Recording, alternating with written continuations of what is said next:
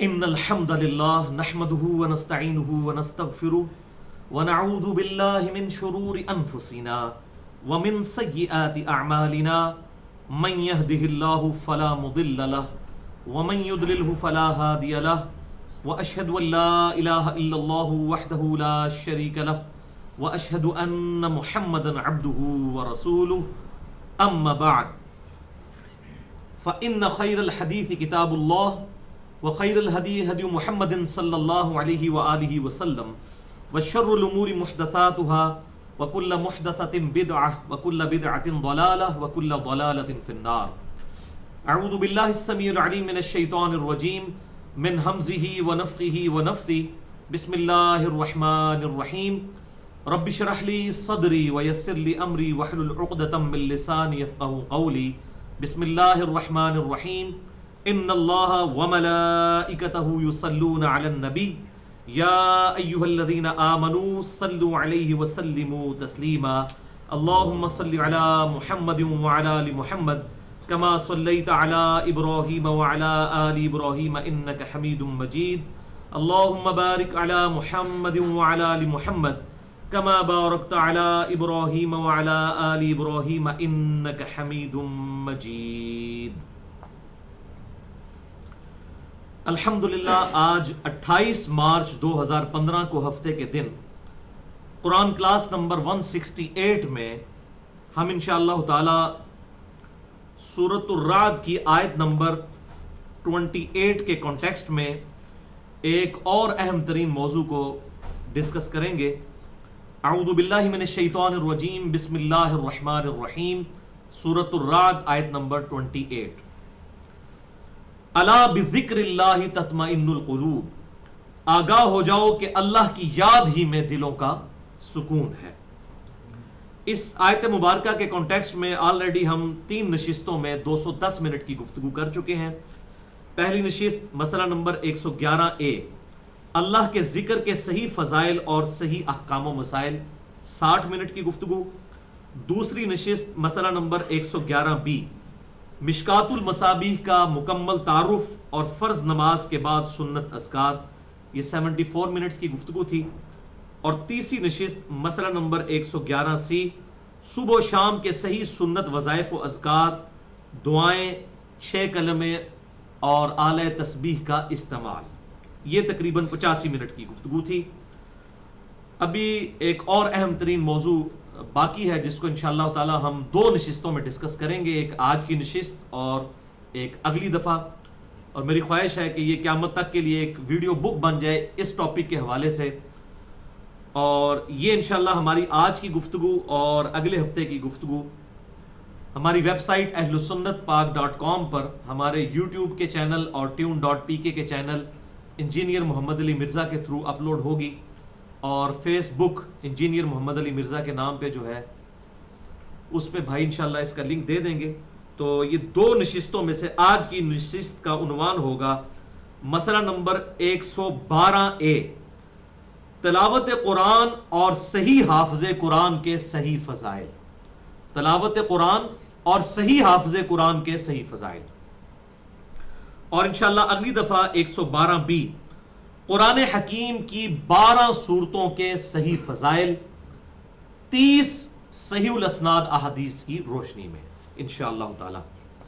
بھائیو آج کی گفتگو میں جتنی بھی آیات آئیں گی میں انشاءاللہ ان کے ریفرنسز بھی دے دوں گا، اور جتنی احادیث آئیں گی خصوصاً کریٹیکل احادیث ان کے انشاءاللہ مکمل ریفرنسز اور ان کے نمبرز علماء حرمین، دارالسلام اور بیروت کی انٹرنیشنل نمبرنگ کے مطابق دے دوں گا، جس کے مطابق پوری دنیا میں عربی کتب شائع ہوتی ہیں اور مکتبۃ الشاملہ اور باقی عربی سافٹ ویئر بنائے جاتے ہیں.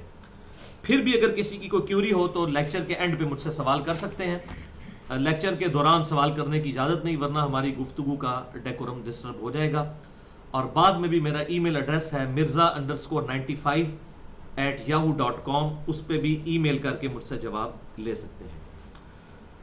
بھائیو ایک اہم ترین بات میں شروع ہی میں عرض کر دوں کہ جہاں تک عظمت قرآن کا تعلق ہے اور اس قرآن کا آپ صلی اللہ علیہ وسلم کا واحد معجزہ ہونا جس کی بنیاد پر دعوی نبوت ہے، ویسے تو معجزات بہت زیادہ ہیں لیکن دعوی نبوت جس معجزات پہ ہے وہ معجزہ واحد معجزہ آپ صلی اللہ علیہ وسلم کا قرآن حکیم ہے.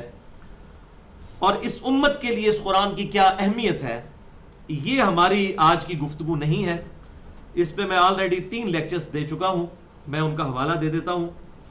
پہلا لیکچر مسئلہ نمبر 1, پہلا مسئلہ یہی ہے امام الانبیاء کی دعوت قرآن, تقریباً 118 منٹ کی گفتگو اہل سنت پاک.com پہ, اور اسی پہ ریسرچ پیپر بھی ہے, ریسرچ پیپر نمبر 4 امام الانبیاء کی دعوت قرآن صلی اللہ علیہ وآلہ وسلم.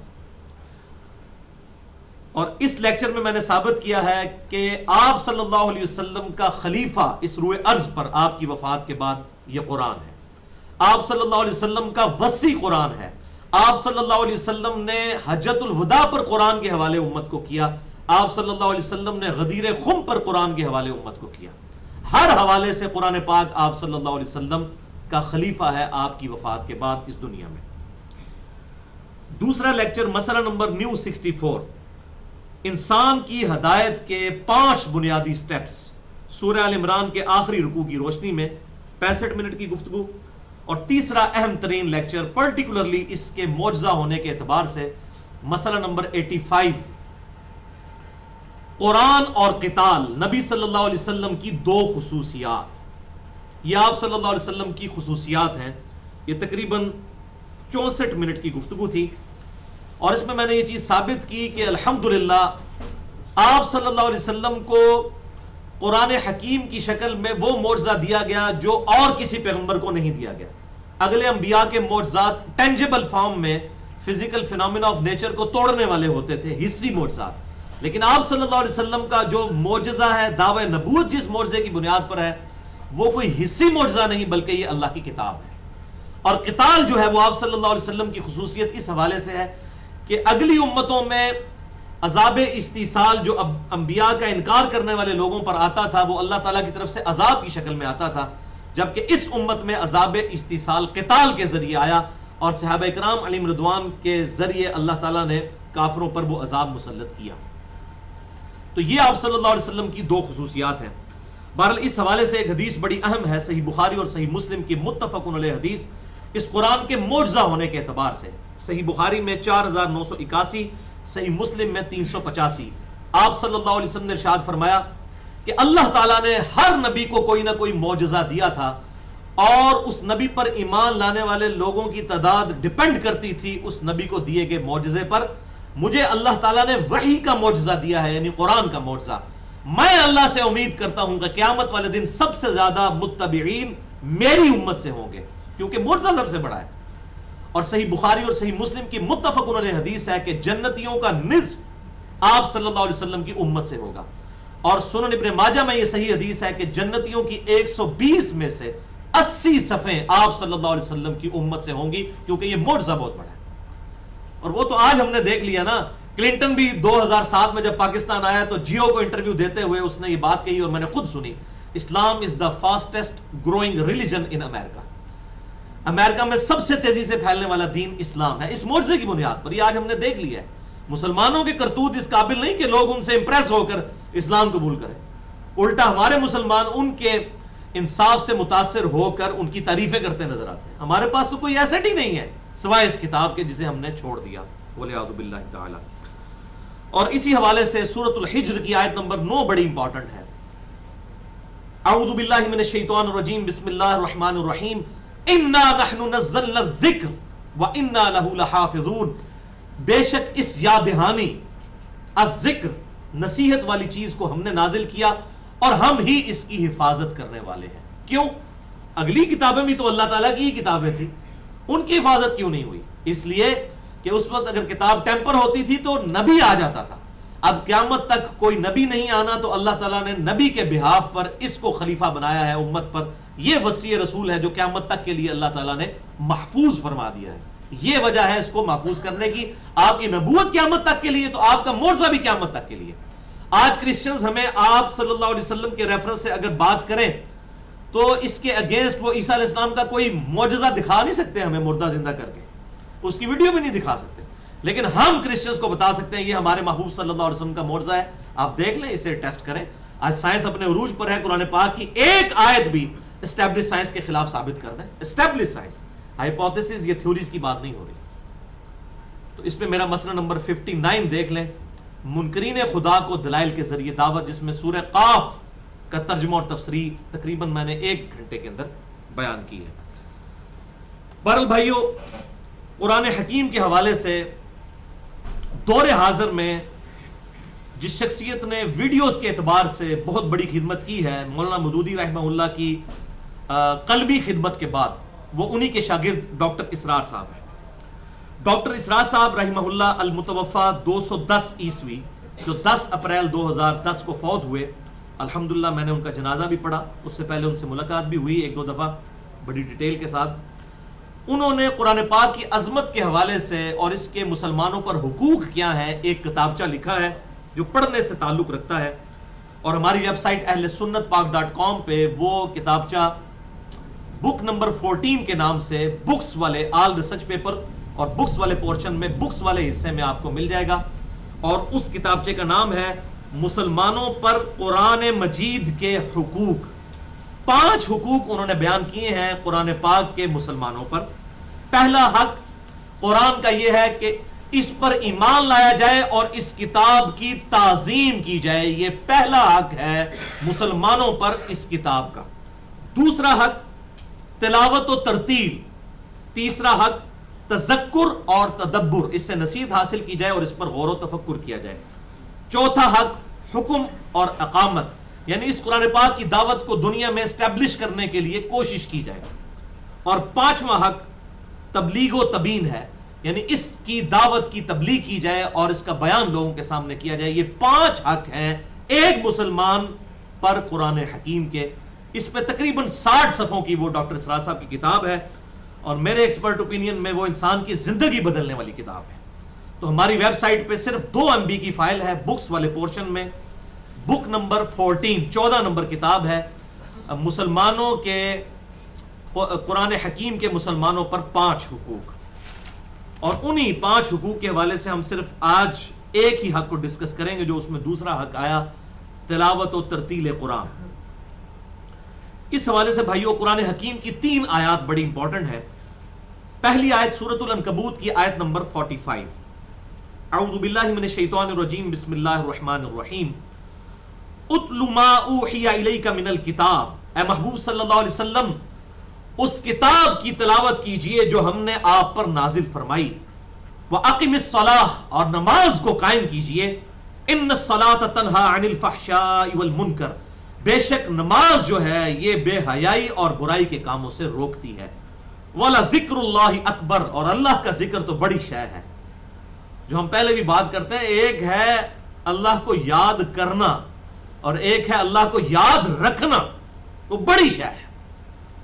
واللہ یعلم ما تصنعون، اور اللہ تعالیٰ جانتا ہے جو کچھ تم اعمال کر رہے ہو. دوسری آیت اسی حوالے سے سورۃ البقرہ آیت نمبر 121. الذین آتیناہم الکتاب یتلونہ حق تلاوتہ. ایمان والوں کی اللہ تعالیٰ نے نشانی بیان کی ہے کہ ان کی نشانی یہ ہے کہ جنہیں کتاب دی گئی وہ تلاوت کرتے ہیں اس کتاب کی جیسا کہ تلاوت کرنے کا حق ہے. اچھا، تلاوت عربی میں 2 معنوں میں آتا ہے. ایک physically to follow the text, text کو فالو کرنا. بعض اوقات جو لوگ ایکسپرٹ نہیں ہوتے وہ قرآن پاک پڑھتے ہوئے انگلی بھی ساتھ ساتھ پھیر رہے ہوتے ہیں، وہ ٹیکسٹ کو فالو کر رہے ہوتے ہیں. اور ایک ہے ڈیمونسٹریشن سے فالو کرنا، جو قرآن کے اندر آیا اس پر عمل کرنا. تو تلاوت کا مفہوم دونوں معنوں میں آتا ہے، اس کو فالو کرنا اور اس کو پڑھنا، یہ دونوں معنوں میں تلاوت آتا ہے. تو جو تلاوت کا حق ہے وہ ادا کرتے ہیں. تیسری آیت سورۃ المزمل کی آیت نمبر ہے 4. ورتل القرآن ترتیلا، اور اے محبوب صلی اللہ علیہ وسلم قرآن کو آپ ترتیل کے ساتھ خوب ٹھہر ٹھہر کر پڑھیں، یعنی تیزی کے ساتھ نہیں، بڑے پروٹوکول کے ساتھ. اور اس حوالے سے پروٹوکول ہی میں تجوید بھی عربی آتی ہے کہ آپ نے عربی لنگوسٹک سیکھنی ہے. عربی اور ظاہر اردو میں فرق ہے. عربی میں حلوائی والی ہے جو ہے ہم اس کو ہا پڑھتے ہیں اور دوسرے ہاتھی والی ہے کو ہا پڑھتے ہیں. اردو میں ہم دونوں کو ہی ہے کہہ دیتے ہیں، لیکن عربی میں معنوں میں فرق آ جاتا ہے. پر اس حوالے سے صرف 40 منٹ میں نے گفتگو کی ہے، مسئلہ نمبر 23 نیو 23 کے نام سے 40 منٹ میں پوری تجوید ایز فار ایز لحن جلی از کنسرن کہ بڑی کوئی غلطی نہیں ہوگی اگر وہ 40 منٹ آپ سن لیں تو آپ اپنی پروننسیشن درست کر سکتے ہیں. عربی کے صرف 9 حروف ہیں جو آپ کو سیکھنے پڑیں گے، باقی سب کے سب اردو زبان کے ہی مستعمل الفاظ ہیں. جیسے ہا سیکھنا پڑے گا، عین سیکھنا پڑے گا، اب فا تو نہیں سیکھنا پڑے گا، فے کی آواز اردو میں بھی وہی ہے عربی میں وہی ہے. قاف 2 نقطوں والا وہ سیکھنا پڑے گا، کش والا کاف وہ اردو میں وہی ہے عربی میں وہی ہے، کاف ہی ہے. الف دونوں میں ہی الف ہے. سین عربی میں بھی سین ہے اردو میں بھی سین ہے. ہاں سواد سیکھنا پڑے گا، سین ہی کو تھوڑا موٹا کر کے اسی مخرج سے. تو یہ میں نے 40 منٹ میں پوری تجوید الحمدللہ اس میں سکھائی ہے. اور میں تحدیث نعمت کے طور پر بتا دوں بھائیو، جب میں 1992 میں تقریباً میری عمر اس وقت 14.5 سال تھی، میٹرک کے پیپر دے کر فارغ ہوا، اپریل یا مئی کے مہینے کی بات ہے. تو اس وقت میں نے الحمدللہ تجوید سیکھنی شروع کی. اور پھر 1994 میں جب میرے والدین حج کر کے واپس آئے، اس وقت میں ایف ایس سی سے فارغ ہوا تھا، تو عربی قاریوں کی وہ کیسٹس وہاں سے لے کر آئے. 1994 کی بات کر رہا ہوں، آج سے تقریباً 21 سال پہلے کی. تو وہاں سے مجھے شوق پیدا ہوا کہ عربی لنگوسٹک جو لوگ عرب علماء جانتے ہیں ان کے ساتھ ساتھ کیسٹ لگا کے اس کی پریکٹس کی جائے. اس سے بھی عربی امپروو ہوتی ہے، انسان کو پڑھنے کی ٹیکنیک آ جاتی ہے. تو یہ الحمدللہ قرآن پاک کو خوبصورت آواز کے ساتھ ترنم کے ساتھ پڑھنا، اس کو اسلام میں اپریشیٹ کیا گیا ہے. یہ کوئی معیوب چیز نہیں ہے. اس لیے آپ عرب کے قرآن کو دیکھیں، چاہے وہ کویت کے مشاری راشد صاحب ہوں یا اسی طریقے سے عرب میں ہی حرمین کے ابراہیم شریم ہوں، عبد الرحمن سدیس ہوں، صدیق المنشاوی ہوں، سعد الغامدی ہوں، ان سب قاریوں کو آپ سنیں کتنے پروٹوکول کے ساتھ، بڑی طرز کے ساتھ. اور مشاری راشد کے بارے میں تو میں کہوں گا کہ وہ واقعی لیجنڈ ہے اس فیلڈ میں. اس نے لوگوں کو قرآن سننے کا شوق ڈالا ہے. اور جب حرمین میں میری الحمدللہ کئی دفعہ حاضری ہوئی ہے، پچھلے سال جب مئی 2014 میں حاضری ہوئی تو میں وہ سی ڈی چیک کر رہا تھا. باقیوں کی سی ڈی جو ہے وہ 5 ریال کی تھی اور مشاری راشد کی جو سی ڈی ہے وہ 10 ریال کی بکتی تھی وہاں پہ، ڈبل قیمت پہ. حالانکہ وہ عرب کے قاری نہیں ہیں، وہ کویت کے ہیں، جامعہ مسجد کے امام ہیں ماشاءاللہ. ان کی نعتیں بھی بڑی اچھی ہیں، عربی اور حمد وغیرہ بھی، اور کافی خوبصورت آواز اللہ تعالیٰ نے ان کو دی ہے. تو اس حوالے سے 2 حدیثیں میں یہاں پر بیان کر دوں. قرآن پاک کو ترنم سے پڑھنا اور خوبصورت آواز کے ساتھ پڑھنا. پہلی حدیث صحیح بخاری اور صحیح مسلم کی متفق علیہ حدیث ہے. بخاری میں 5023، مسلم میں 1845. آپ صلی اللہ علیہ وسلم نے فرمایا، اللہ تعالی اتنی توجہ کے ساتھ کوئی اور شے نہیں سنتا جتنا کہ اپنے نبی کو ترنم کے ساتھ قرآن پڑھتے ہوئے سنتا ہے. تو آپ صلی اللہ علیہ وسلم بھی ترنم کے ساتھ قرآن کو پڑھا کرتے تھے. وہ گانے والی طرز نہ ہو لیکن ایک ٹون میں، کیونکہ قرآن پاک میں بھی آپ دیکھیں ایک ڈیوائن میوزک، ملکوتی غنا تو اس کے اندر موجود ہے. الرحمن علم القرآن خلق الانسان علمہ البیان. تو ایک اس کے اندر ٹون تو ہے جو آپ اردو میں اگر سمجھنا چاہیں تو آزاد نظم والا سٹائل. اور قرآن پاک سے ہی ردیف قافیے تو بالکل ایک جیسا نہیں ہوتے لیکن ملتے جلتے تو ہوتے ہیں. شاعرانہ کلام نہیں ہے لیکن اس کے اندر اللہ تعالیٰ نے یہ ڈیوائن میوزک ضرور رکھ دیا ہے، تبھی تو یہ طرز کے ساتھ پڑھا جا سکتا ہے. دوسری حدیث انتہائی حیرت انگیز حدیث، صحیح بخاری 7527 نمبر حدیث. آپ صلی اللہ علیہ وسلم نے ارشاد فرمایا، لیس منا من لم یتغن بالقرآن، وہ ہم میں سے ہے ہی نہیں جو قرآن ترنم کے ساتھ نہ پڑھے. اب دیکھ لیں کتنا سخت گاڑا فتویٰ ہے. جو قرآن ترنم سے نہیں پڑھتا، اور معذرت کے ساتھ انڈیا پاکستان اور بنگلہ دیش کے قاریوں کی طرح کہ یعلمون تعلمون نہیں سمجھ آتا ہے تراویح میں، اگر اس طرح پڑھتا ہے وہ ہم میں سے ہے ہی نہیں ہے. اب ویسے اس کے ماں باپ خوش ہوتے رہے کہ جناب وہ جنت میں لے جائے گا، حافظ بنا دیا ایک، باقی جو مرضی کرتے رہو، ایک حافظ بن گیا تو باقی جناب صاحب نو زبردستی لے جائے گا. وہ میں تو دسنا اور روایت ہی چلی ہے جڑی پیش کر رہے. تو جو خوش الہانی سے قرآن نہ پڑھے، جو ترنم سے قرآن نہ پڑھے، غنا کے ساتھ نہ پڑھے، وہ ہم میں سے ہے ہی نہیں. تو یہ اس میں قاری صاحبان کو اور جو حفاظ ہیں خصوصاً ان کے لیے بڑا لمحہ فکریہ ہے، جو قیام اللیل میں تراویح میں قرآن سناتے ہیں اور بالکل وہ جناب 120-30 کی سپیڈ سے پڑھ رہے ہوتے ہیں اور بڑے فخر سے بتاتے ہیں جناب ہم نے اتنی تراویحیں اتنے منٹ میں ختم کر دی. تو وہ قرآن پڑھنا الٹا ان کے لیے لعنت کا سبب بنے گا. وہ قرآن پاک کی تحریف ہو جائے گی جب الفاظ ہی ٹوٹ کر پڑھے جائیں گے والعیاذ باللہ تعالی. تو اس حوالے سے اپنی عادت بنائیں کہ قرآن پاک کو ترنم کے ساتھ پڑھنا ضرور سیکھیں. ہر آدمی کسی نہ کسی درجے میں ترنم کے ساتھ پڑھ سکتا ہے, اور اس کی آسان صورت یہ ہو سکتی ہے کہ ہم جو عرب کے قاری ہیں ان کی قرات جو ہے نا کیسٹ لگا لیں, مشاری راشد کی لگا لیں, ابو بکر شاطری کی لگا لیں, سدیس کی لگا لیں, ابراہیم شریم کی لگا لیں, صدیق المنشاوی کی لگا لیں, عبد الباسط عبد الصمد کی لگا لیں. وہ تو خیر ترتیل میں پڑھتے ہیں, باقی حدر میں پڑھتے ہیں. یہ دو ٹرمز بھی سمجھ لیں. حدر وہ ہے جو ہم قیام اللیل میں ذرا تیزی سے قرآن پڑھتے ہیں, لیکن وہ تیزی یہ نہیں کہ یعلمون تعلمون جس طرح عرب کے قراء پڑھتے ہیں. ایک ہے ترتیل, بہت ہی آہستہ سے پڑھنا, جیسا کہ وہ عبد الباسط عبد الصمد پڑھتے ہیں. تو ذرا وہ پرانا سٹائل ہو چکا ہے. آج کل ذرا وہ حدر کے ساتھ پڑھا جاتا ہے, وہ بھی خوبصورت ہے, وہ بھی ترنم کے ساتھ ہے, اور وہ قرآن اور سنت کے احکامات میں ترتیل کے زمرے میں ہی آتا ہے, کیونکہ الفاظ تو اس میں بھی نہیں ٹوٹتے. اس میں تھوڑی سی ہم پریکٹس کریں تو ہمیں اس میں ملکہ حاصل ہو سکتا ہے. اور یہ دیکھیں کتنے پیارے الفاظ. صحیح بخاری 7527, لیس منا من لم یتغن بالقرآن, وہ ہم میں سے ہے ہی نہیں ہے جو قرآن ترنم کے ساتھ خوش الہانی کے ساتھ نہیں پڑھتا.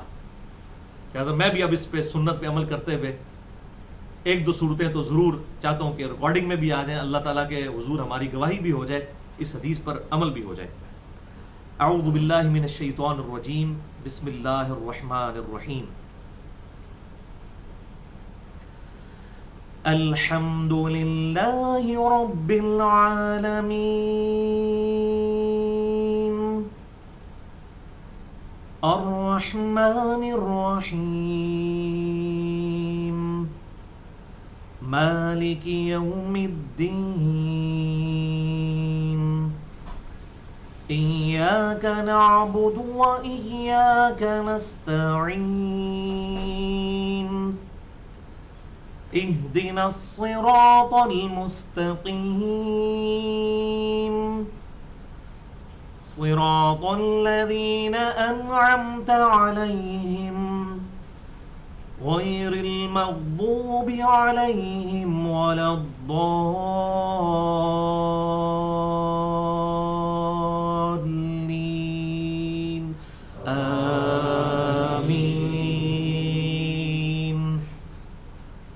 بسم اللہ الرحمن الرحیم.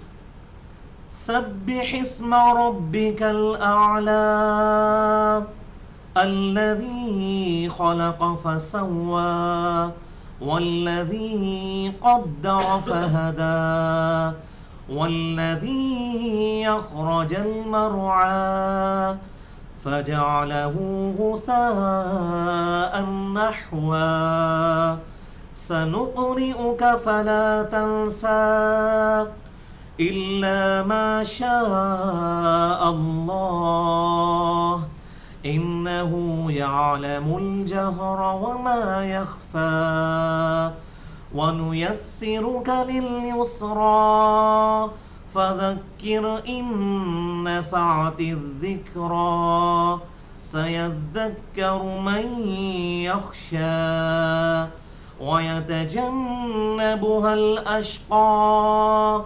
الذي يصلى النار الكبرى ثم لا يموت فيها ولا يحيا قد أفلح من تزكى وذكر اسم ربه فصلى بل تؤثرون الحياة الدنيا والآخرة خير وأبقى إن هذا لفي الصحف الأولى صحف إبراهيم وموسى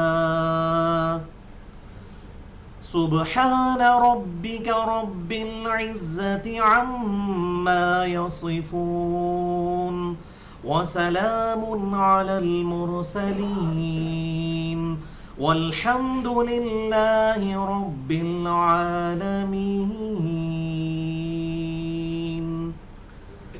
یہ بھائیو یہ قرآن پاک کی ہی خوبی ہے اور یہ بڑی حیران کن بات ہے اور کتنے نیو مسلمز جب مسلمان ہوئے وہ حیران ہوئے کہ یہ قرآن ٹیکسٹ بک ہے لیکن ترنم کے ساتھ پڑھی جاتی ہے. یہ دنیا کی وہ ایک یونیک کتاب ہے جو ہے تو کتاب لیکن ترنم کے ساتھ پڑھی جاتی ہے. اس کا ایسا اس کے اندر اللہ تعالیٰ نے ڈیوائن میوزک رکھ دیا ہے, اور وہ ڈیوائن میوزک نہ ہو تو یہ پڑھی بھی نہ جا سکے. اس کا معجزہ ہے. اور کتنے لوگ جو ہیں وہ اس تلاوت سے ہی امپریس ہو کر اسلام قبول کیا, کتنے امریکنز ایسے ہیں. تو یہ اس کی خوبی ہے. لیکن ساتھ ہی ساتھ ایک شرم کی بات یہ ہے کہ یہی دنیا کی وہ چند کتابوں میں سے ایک کتاب ہے جو بغیر سوچ سمجھ کے اکثریت پڑھ رہی ہوتی ہے. یہ اس کا تصویر کا دوسرا رخ ہے. اخبار بھی لوگ سمجھ کر پڑھتے ہیں, اگر خود پڑھنا نہ ہے تو کسی سے پڑھوا لیتے ہیں. لیکن یہ قرآن وہ مظلوم کتاب ہے جو ہمارے آباء و اجداد میں بھی شاید کسی نے پڑھی ہو, شاید ہی کسی نے پڑھی ہو, کہ اس ترجمے کے ساتھ کہ اس میں لکھا کیا ہوا ہے. ویسے خالی عربی پڑھتے رہتے ہیں. تو بہرحال دونوں چیزوں کی اپنی جگہ اہمیت ہے, نہ ہم اس ایکسٹریم پہ ہیں نہ اس ایکسٹریم پہ. حالانکہ یہ بات حقیقت ہے کہ قرآن پاک کا جو ایسن ہے, اس کی جو بالائی ہے, وہ اس قرآن سے نصیحت حاصل کرنا ہے, اور وہ بغیر ترجمے کے نہیں ہو سکتا. دنیا میں 80% مسلمان تو نان عربک ہیں, 20% صرف عربی مسلمان ہیں. وہ 80% جو مسلمان نان عربک ہیں وہ کیسے قرآن کو سمجھیں گے جب تک اس کا ترجمہ ہی نہیں ہوگا. اور میں تو یہ کہتا ہوں, پہلے بھی میں نے کئی دفعہ عرض کیا کہ ہمارے آئین میں یہ شک ہونی چاہیے کہ ہمارے ملک پاکستان میں کوئی قرآن بغیر ترجمے کے نہیں چھپے گا. یہاں پر لوگ کتنے پرسنٹ لوگ ہیں جن کو عربی آتی ہے؟ 0.0001% ہوں گے.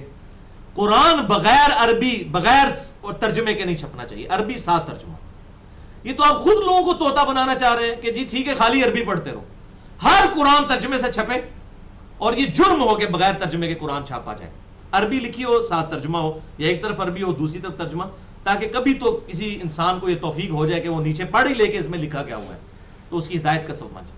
اور اس کا احسن بھی آپ دیکھ لیں, کم از کم قرآن پاک میں 4 دفعہ ایک ہی سورت, سورۃ القمر میں آیت نمبر 17, 22, 32 اور 40 میں آیا وَلَقَدْ يَسَّرْنَا الْقُرْآنَ لِلذِّكْرِ فَهَلْ مِن مُدَّكِرٍ. ہم نے اس قرآن کو نصیحت حاصل کرنے کے لیے آسان کر دیا ہے, تو ہے کوئی اس سے نصیحت حاصل کرنے والا؟ یعنی قرآن تو چیخ چیخ کے کہہ رہے ہیں کہ یہ آسان کتاب ہے نصیحت حاصل کرنے کے لیے. ایز فار ایز نصیحت از کنسرنڈ یہ بہت آسان کتاب ہے نصیحت کے لیے. باقی اس کی ڈیٹیل میں جائے تو ظاہر ہے, اب صرف سائنٹیفک فیلڈ پہ ہی بات کی جائے تو ہمارے تو علماء کو بھی سائنس نہیں آتی. جیولوجی کی فیلڈ کی آیات, ایسٹرونومی کی آیات, ایمبریولوجی کی آیات, وہ تو ظاہر ہمارے علماء کو بھی نہیں آتی. اس میں تو بڑے ایکسپرٹ لوگ چاہیے. لیکن جو نصیحت اس کا پرائمری مقصد ہے, یہ کتاب نصیحت ہے, وہ تو ایک موچی کو بھی سمجھ آ سکتی ہے, ایک پڑھے لکھے ڈاکٹر انجینئر کو بھی سمجھ آ سکتی ہے. جس کو اردو پڑھنی آتی ہے, نہیں آتی تو پاکستان نے تو صوت القرآن چینل بھی چلا دیا ہے جس میں آپ عربی اور اردو ترجمہ چلتا ہے اتنی پیاری آواز میں. ہم نے بھی اپنی ویب سائٹ پہ رکھ دیا اس کا لنک. تو میں سمجھتا ہوں اس دور کے اندر ہمارے یہ ٹچ سکرین موبائل اور کمپیوٹر ٹیکنالوجی کی وجہ سے تو حجت ہی تمام ہوگی. ہر بندے کے ہاتھ میں پورا قرآن ترجمے کے ساتھ آ گیا موبائل فون کے اندر. اب بھی کوئی بہانہ کرے گا کہ مجھے قرآن سمجھ نہیں آیا, تو آج بھی اگر کوئی سیکھنا چاہے تو قرآن آسان ہے. لیکن مولوی نے اس کا ترجمہ ہی غلط کر دیا. اس نے ایسا ترجمہ کیا کہ اس کو پکڑ بھی نہ سکے, اور ترجمہ یہ کر دیا وَلَقَدْ يَسَّرْنَا الْقُرْآنَ لِلذِّكْرِ فَهَلْ مِن مُدَّكِرٍ کا انہوں نے ترجمہ کر دیا. ہم نے قرآن کو یاد دہانی کے لیے آسان کر دیا ہے, تو ہے کوئی یاد کرنے والا؟ اب وہ یاد دہانی عربی والا لیا, شستہ اردو میں. یاد دہانی سے مراد انہوں نے نصیحت ہی لیا ہے کہ یاد دہانی سے کہتے ہیں فلاں بندے کو غلطی ہو تو اس کو یاد کروانا کہ یار یہ تم غلط کر رہے ہو. لیکن انہوں نے اصل پبلک کو یہ بتایا کہ بھئی یاد دہانی سے مراد ہے بچے حفظ کرواؤ, سانو چندے دے ساڑھے ٹھڈ باہر نکلن. اے مطلب یاد دہانی کا. عام آدمی جب پڑھے گا تو ہے کوئی یاد کرنے والا, تو یہی لے گا نا کہ ہے کوئی حفظ کرنے والا. وہ حفظ کا تو لفظ ہی نہیں ہے. یہ یاد وہ والا ہے کوئی نصیحت حاصل کرنے والا. کتنا ظلم کیا انہوں نے یہ ترجمہ غلط کر کے. اس کا ترجمہ یہ بنتا ہے کہ ہم نے بے شک قرآن کو نصیحت حاصل کرنے کے لیے آسان کر دیا ہے, تذکیر کے لیے. تو ہے کوئی تذکیر حاصل کرنے والا, نصیحت حاصل کرنے والا؟ اب وہ یاد دہانی بھی لفظ اردو میں استعمال ہوتا ہے, لیکن وہ ایسا درمیان کا ترجمہ کیا کہ مولوی کو پتہ ہی نہ چلے, اٹھو مت بیٹھو, نہ پتہ چلے کہ اٹھو نہ اٹھو مت نہ بیٹھو. یہ وہ ترجمہ کیا انہوں نے. اور ظاہر ہے پھر چندہ باکسز مدرسے اسی بنیاد پہ چل رہے ہیں کہ آپ بچوں کو حفظ کروائیں, آپ جو مرضی کرتے رہیں, سودی کاروبار آپ کا اسی طریقے سے چلتا رہے, دودھ میں ملاوٹ کرتے رہے. ایک بچہ حافظ کرا لو 10 بندوں تے لے ہی جائے گا. یہ نہیں پتا کتنے لے کے جائے گا, دوزخ کی جنت. یہ تو قیامت والے دن پتہ چلے گا نا کدھر لے کے جا رہا ہے وہ. بولے اعوذ باللہ تعالی. اللہ تعالیٰ اس امت کے حال پر رحم فرمائے اور خصوصاً ہمارے علماء کو ہدایت دے کہ وہ حق بات لوگوں کو بتائیں بجائے اس قسم کی ان کے ساتھ مس چیف کرنے کے۔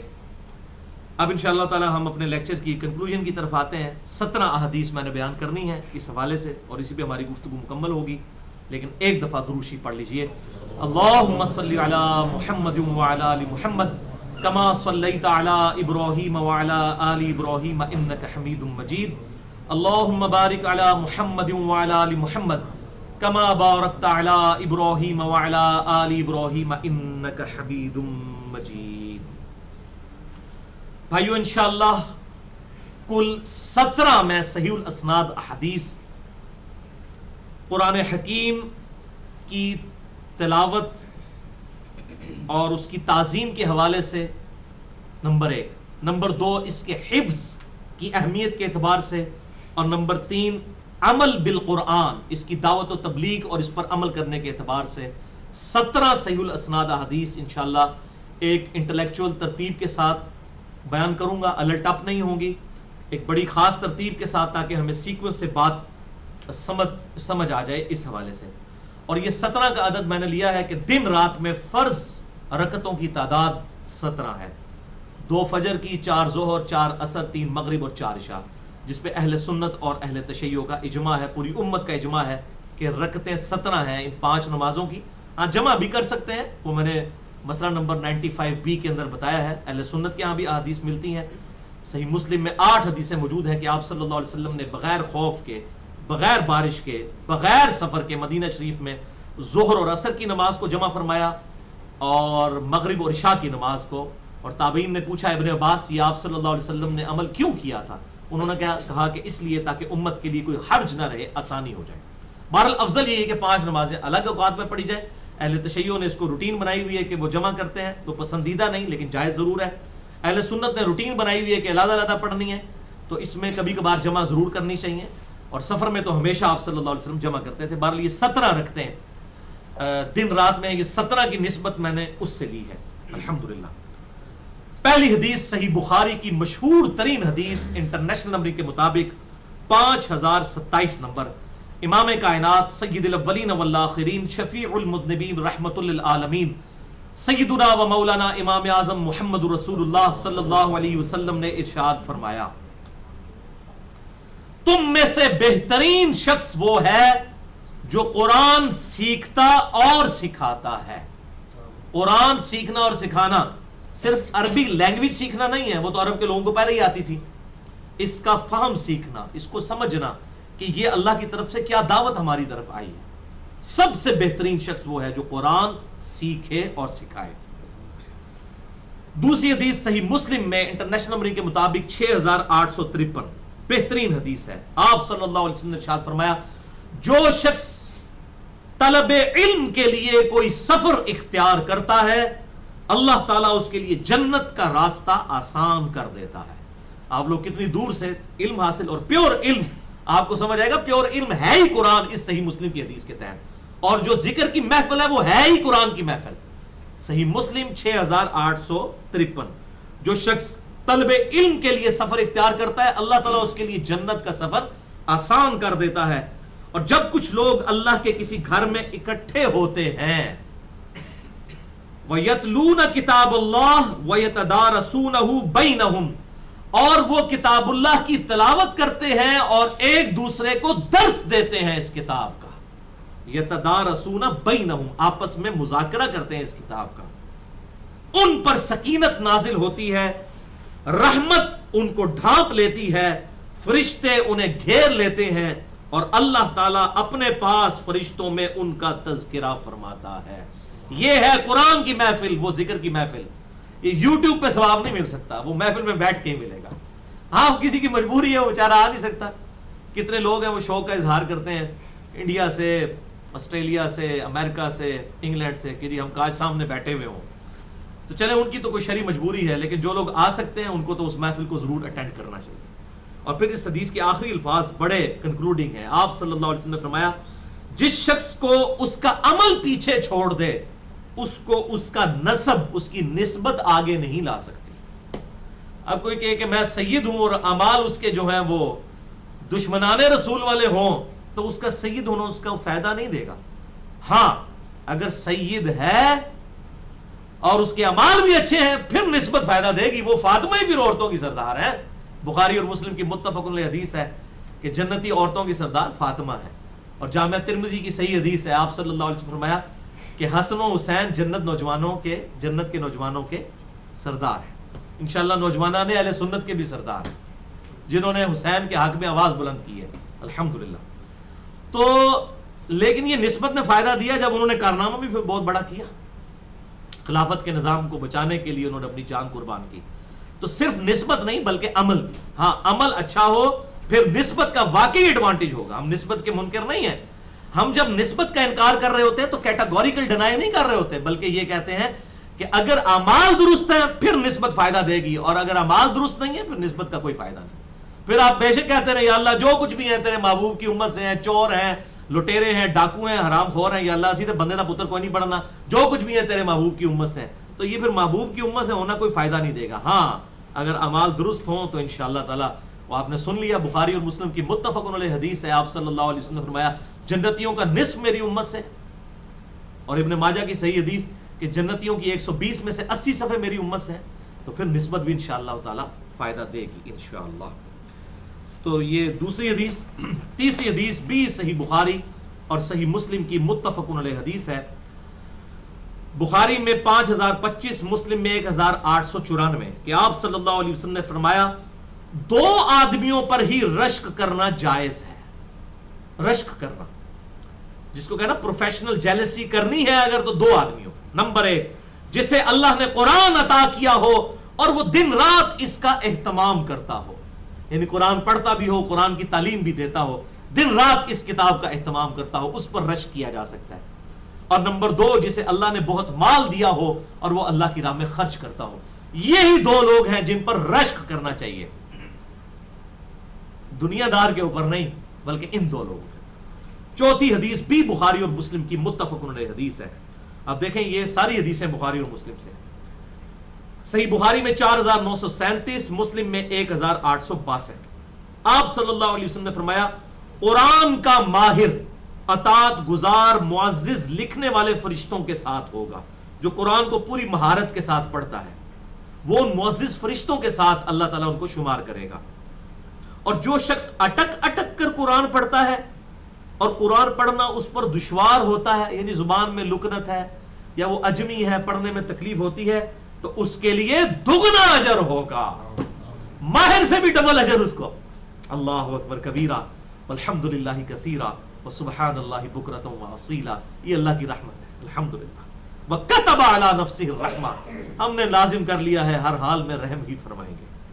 اور صحیح بخاری اور مسلم کی متفق علیہ حدیث کہ اللہ تعالیٰ نے اپنے عرش پہ اپنے پاس یہ عبارت لکھ لی تھی مخلوق کی پیدائش سے پہلے کہ میری رحمت میرے غضب پر بھاری رہے گی. یہ اس کی رحمت ہے الحمدللہ. 5ویں حدیث صحیح مسلم میں 1874. آپ صلی اللہ علیہ وسلم نے ارشاد فرمایا قرآن کی تلاوت کیا کرو کیونکہ قرآن قیامت کے دن اپنے پڑھنے والوں کے لیے سفارشی بن کر آئے گا. یہ کتاب سفارش کرے گی, شفاعت کرے گی. صحیح مسلم 1874. چھٹی حدیث مشہور ترین حدیث ہے انٹرنیشنل نمبر کے مطابق جامعہ ترمذی میں 2910. آپ صلی اللہ علیہ وسلم نے فرمایا جو شخص قرآن کا ایک حرف پڑھتا ہے اللہ تعالیٰ اسے ہر حرف کے بدلے 1 نیکی عطا فرماتا ہے اور پھر اس نیکی کو 10 گنا کر دیتا ہے الحمدللہ. اور اس کا ذکر جو ہے وہ سورۃ الانعام کے آخری رکوع میں بھی موجود ہے کہ جو نیکی لے کر آئے گا ہم 10 گنا اس کو قبول کریں گے, اور جو گناہ لے کر آئے گا وہ ایک ہی شمار ہوگا. اور صحیح مسلم میں آتا ہے یا تو معافی کر دیں گے یا 1 کنسیڈر کریں گے, وہ اللہ کی رحمت ہے. بہرحال اس حدیث میں الفاظ ہیں کہ 1 حرف کے بدلے اس کو 1 نیکی اور 1 نیکی 10 گنا. اور پھر آپ صلی اللہ علیہ وسلم نے فرمایا میں نہیں کہتا کہ الف لام میم 1 حرف ہے بلکہ الف 1 حرف, لام 1 حرف اور میم 1 حرف ہے. یعنی الف لام میم یا علم دونوں کے لیے طرف جا سکتی ہے بات. یہ پڑھنے سے 30 نیکیاں ملیں گی. لہذا اس حدیث میں ان فنیٹکس کا بھی رد ہو گیا جو اکثر کہتے ہیں نہیں تلاوت کرنے کا کیا فائدہ ہے, اصل مقصد تو اس کو سمجھنا ہے. تو یہ دونوں ایکسٹریمز ہیں. تلاوت بھی ضروری ہے، سمجھنا بھی ضروری ہے. یہ قرآن کا حق ہے کہ ہم اس کی تلاوت کریں، اور یہ ہماری زندگی کا سب سے بڑا مقصد ہے کہ اس کتاب کے اوپر عمل کریں. 7ویں حدیث بھی بخاری اور مسلم کی متفق علیہ حدیث، بخاری میں 5060، صحیح مسلم میں 6777، کہ آپ صلی اللہ علیہ وسلم نے ارشاد فرمایا، بڑی ٹیکنیکل بات کی، قرآن اس وقت تک پڑھو جب تک تمہارے دل اس پر متوجہ ہوں، اور جب تمہارے خیالات منتشر ہونا شروع ہو جائیں پھر قرآن پڑھنا چھوڑ دو. یہ نہیں کہ اب آپ زبردستی قرآن پڑھتے جا رہے ہیں، جیسے کہ وہ اعتکاف میں لوگ بیٹھے ہوتے ہیں، وہ کہتے ہیں 10 دہاڑے 10 قرآن مکمل کیتے ہیں، نیند آ رہی ہے، کوئی پتہ نہیں زبر دیر کی کیا غلطی ہو رہی ہے، بس دب ہی آمدن ہے. تو یہ نہیں، جب تک مطلب پورے پروٹوکول کے ساتھ آپ نے قرآن کے اوپر توجہ دینی ہے اور بڑے خوش الہانی کے ساتھ جو ہے اس کو پڑھنا ہے. ہاں جب دل منتشر ہو جائے، نیند آنا شروع ہو جائے، تو وہ تو منع ہے اس وقت پڑھنا. تو زبر زیر کی بھی غلطی ہو گئی اور کوئی اس طرح الفاظ پڑھ دیے، جیسا کہ سورۃ النساء میں آتا ہے کہ جب نشے کی حالت میں ہو تو قرآن کے قریب، نماز کے قریب مت جاؤ جب تک کہ یہ جان نہ لو کہ تم کیا پڑھ رہے ہو. تو اس کو آپ اس حوالے سے بھی دیکھیں کہ ایک بندہ نیند کی حالت میں، اسے کوئی ہوش نہیں ہے، اور اعتکاف والے تو بیچارے ویسے مجبور ہوتے ہیں، خدا نہ خواستہ اس مسجد میں شبینہ شروع ہو جائے، تو اعتکاف والے اگر شبینے میں شامل نہ ہو تو سب لوگ کہتے ہیں جناب تک وہ تھے اٹے کٹے کھان پینے سے آگے بہ گئے لوگ کہتے ہیں. تو بیچارے اعتکاف والے جو ہیں وہ چاروں نہ چار، چاہتے ہوئے یا نہ چاہتے ہوئے، وہ شبینے میں کھڑے ہو جاتے ہیں. اور شبینہ بھی کیا ہے، مسجد میں 10 بندے کھڑے ہوتے ہیں، اسپیکر باہر کا چلایا ہوتا ہے اور پورے محلے کو ڈسٹرب کیا جاتا ہے، اور بسا اوقات پوری رات وہ قرآن پاک ایک رات میں بھی کوشش کرتے ہیں قرآن ہی پورا مکمل کر دیں، حالانکہ یہ کرنا ہی ایسا جو ہے وہ احادیث میں منع ہے. میں آگے آپ کو حدیث بتا بھی دیتا ہوں، 3 دن سے کم میں قرآن منع ہے اس کو مکمل کرنا اس حوالے سے. اور پھر وہ یعلمون تعلمون ہی سمجھ آتا ہے. بہت کم لوگ ہیں جو پروٹوکول کے ساتھ قرآن کی قرات کر رہے ہوتے ہیں صحیح طریقے سے. تو یہ محافل شبینہ جو ہے زبردستی لوگوں کو اس طریقے سے اس میں شامل کرنا، یہ بالکل غلط بات ہے، مستحب عمل ہے. کوئی کرنا چاہتا ہے وہ ضرور کرے، جس نے نہیں کرنا نہ کرے، زبردستی نہ اعتکاف والوں کے ساتھ کی جائے. پر تلاوت کے حوالے سے ایک پروٹوکول یاد رکھیں قرآن حکیم کے حوالے سے، وہ ہے جامعہ ترمذی میں اور سنن ابی داؤد میں حدیث موجود ہے. سنن ابی داؤد میں انٹرنیشنل نمبر کے مطابق 229 نمبر حدیث ہے. سیدنا علی رضی اللہ تعالیٰ عنہ کہتے ہیں کہ نبی صلی اللہ علیہ وسلم کو حالت جنابت کے علاوہ کوئی اور حالت قرآن پڑھنے سے مانے نہیں ہوتی تھی. ہاں جب آپ پر غسل فرض ہو پھر آپ قرآن نہیں پڑھتے تھے. اس کے علاوہ کوئی بھی حالت ہو، چاہے آپ کا وضو ہو یا نہ ہو، آپ صلی اللہ علیہ وسلم ہر حال میں قرآن پڑھا کرتے تھے. قرآن کے لیے وضو شرط نہیں ہے زبانی پڑھنے کے لیے. اور آج کل تو ٹچ سکرین موبائل آ گئے ہیں، PDF فارم میں کمپیوٹر پہ آپ قرآن کھول لیں. مولویوں کے تو فتووں سے بھی بچ گئے آپ، ویسے ہی اس میں تو چھونا بھی نہیں ہوتا، آپ پڑھتے رہے. تو آپ صلی اللہ علیہ وسلم جو ہے وہ چھونے والے مسئلہ بھی کوئی کلیئر نہیں ہے، وہ بھی میں بتا دیتا ہوں بعد میں. بہرحال عام حالت میں آپ صلی اللہ علیہ وسلم قرآن زبانی پڑھتے تھے بغیر وضو کے بھی. سیدنا علی کہتے ہیں جب حالت جنابت ہوتی تھی پھر آپ نہیں پڑھتے تھے. تو حالت جنابت میں قرآن نہیں پڑھا جاتا، اور یہ صرف قرآن کے لیے. باقی جتنے اذکار ہیں، صبح و شام کی دعائیں ہیں، قرآن میں بھی جو دعائیں آئی ہیں وہ دعاؤں کی نیت سے آپ پڑھ سکتے ہیں. وہ صحیح مسلم میں حدیث ہے انٹرنیشنل نمبر کے مطابق 826 جنابت والے چیپٹر میں، کہ اما عائشہ سے جب یہی پوچھا گیا کہ آپ صلی اللہ علیہ وسلم اللہ کا ذکر ہر حال میں کیا کیا کرتے تھے، تو حضرت عائشہ نے کہا کہ کوئی بھی حالت ہو آپ صلی اللہ علیہ وسلم ہر حال میں اللہ کا ذکر کیا کرتے تھے، چاہے آپ پہ حالت جنابت ہو یا کوئی اور حالت ہو، ذکر نہیں چھوٹتا تھا. یہ حالت جنابت جو ہے وہ نماز اور قرآن پاک کے حوالے سے پروٹوکول ہے. عام اذکار سبحان اللہ، الحمدللہ یا درود شریف یا دعائیں، ان کے لیے وضو کیا، انسان کوئی شخص بے غسلہ بھی ہو وہ کر سکتا ہے. آپ صلی اللہ علیہ وسلم بھی اس حالت میں اللہ کا ذکر کر لیا کرتے تھے. اب آ جائیے بھائیوں قرآن پاک کو چھونے کے اعتبار سے، اس کے بارے میں بھی چونکہ واضح احادیث موجود نہیں ہے. جب واضح احادیث موجود نہیں ہوں گی پھر علماء کے فتوے ہوں گے، جب فتوے ہوں گے پھر دونوں طرف ہوں گے. اور وہ جو قرآن کی آیت سورۃ الواقعہ کی لیتے ہیں لا یمسہ الا المطہرون، آپ دیکھیں اس آیت کو بالکل آؤٹ آف کنٹیکسٹ وہ کوٹ کر رہے ہوتے ہیں. وہ آیت تو اس طریقے سے ہے ہی نہیں ہے. وہ آیت ہے سورہ الواقعہ آیت نمبر 77 سے لے کر 80 تک. اب آپ خود ہی سمجھ لیں اس کا یہ معنی بنتا ہے کیا؟ مولوی دھوکہ دیتا ہے اور قرآن کے باہر بھی لا یمسہ الا المطہرون یہ آیت لکھی ہوتی ہے. آپ اس کا کانٹیکسٹ دیکھیں کیا ہے. اعوذ باللہ من الشیطان الرجیم، بسم اللہ الرحمن الرحیم، سورۃ الواقعہ آیت نمبر 77. انہ لقرآن کریم، بے شک یہ قرآن بڑا عظمت والا قرآن ہے، عزت والا قرآن ہے. فی کتاب مکنون، یہ کتاب لکھی ہوئی ہے اس کتاب مکنون لوح محفوظ میں. لا یمسہ الا المطہرون، اور اس لوح محفوظ میں اس قرآن کو ہاتھ نہیں لگا سکتے مگر پاکیزہ لوگ، یعنی فرشتے. وہ کافر کہتے تھے یہ قرآن جو ہے وہ جنات نے نازل کیا ہے معاذ اللہ حضور کے اوپر. اللہ نے فرمایا جنات کی تو پہنچ ہی نہیں لوح محفوظ پہ، وہاں تو صرف پاکیزہ فرشتے چڑھ سکتے ہیں وہاں تک. تنزیل من رب العالمین، یہ اتارا ہوا ہے رب العالمین کا. تو کانٹیکسٹ ہی بتا رہا ہے کیا، فی کتاب مکنون لا یمسہ الا المطہرون تنزیل من رب العالمین، یہ کتاب نازل کی ہوئی ہے رب العالمین کی طرف سے. تو یہ بالکل اس کو اس طرح کہنا ہے لا یمسہ الا المطہرون، اس کو پاکیزہ کے علاوہ کوئی چھو نہیں سکتا. تو اگر کوئی لینا بھی ہے تو پاکیزہ سے مراد یہ ہے کہ جنبی شخص نہیں ہونا چاہیے، بغیر وضو والا ہے تو اس میں کوئی معاملہ نہیں. میں اس میں بہرحال درمیان کا موقف رکھتا ہوں دلائل کی روشنی میں. میرے نزدیک یہ ہے کہ کتاب و سنت کے دلائل کی روشنی میں، چونکہ یہ فتویٰ ہے، اس میں کوئی واضح قرآن و حدیث کی آیات موجود نہیں، نہ کوئی حدیث موجود ہے، کہ جس شخص نے قرآن پاک کی تلاوت کرنی ہے تو وہ پروٹوکول کے ساتھ وضو کر کے کرے. قرآن کو ہاتھ میں پکڑنا ہے، جب زبانی کرنی ہے وہ تو ٹھیک ہے، جب قرآن پکڑ کر اس کی تلاوت کی نیت سے پکڑتا ہے تو وضو کا اہتمام کر لے. البتہ اگر قرآن سیکھنے کے لیے پڑھ رہا ہے، یعنی اس کو سمجھ رہا ہے اس میں کیا لکھا ہے، تفسیر پڑھ رہا ہے اردو لنگوسٹک، پھر وضو کے چکر میں ڈالنا، یہی تو مولویوں نے قرآن سے لوگوں کو دور کر دیا ہے. کئی لوگ بیچارے بہانہ کرتے ہیں وہ تو نماز نہیں پڑھتے، جی ہمارا وضو نہیں ٹھہرتا. ٹھیک ہے، آپ ان کو قرآن پہ بھی، یہ تو کتاب زندگی ہے بھائی.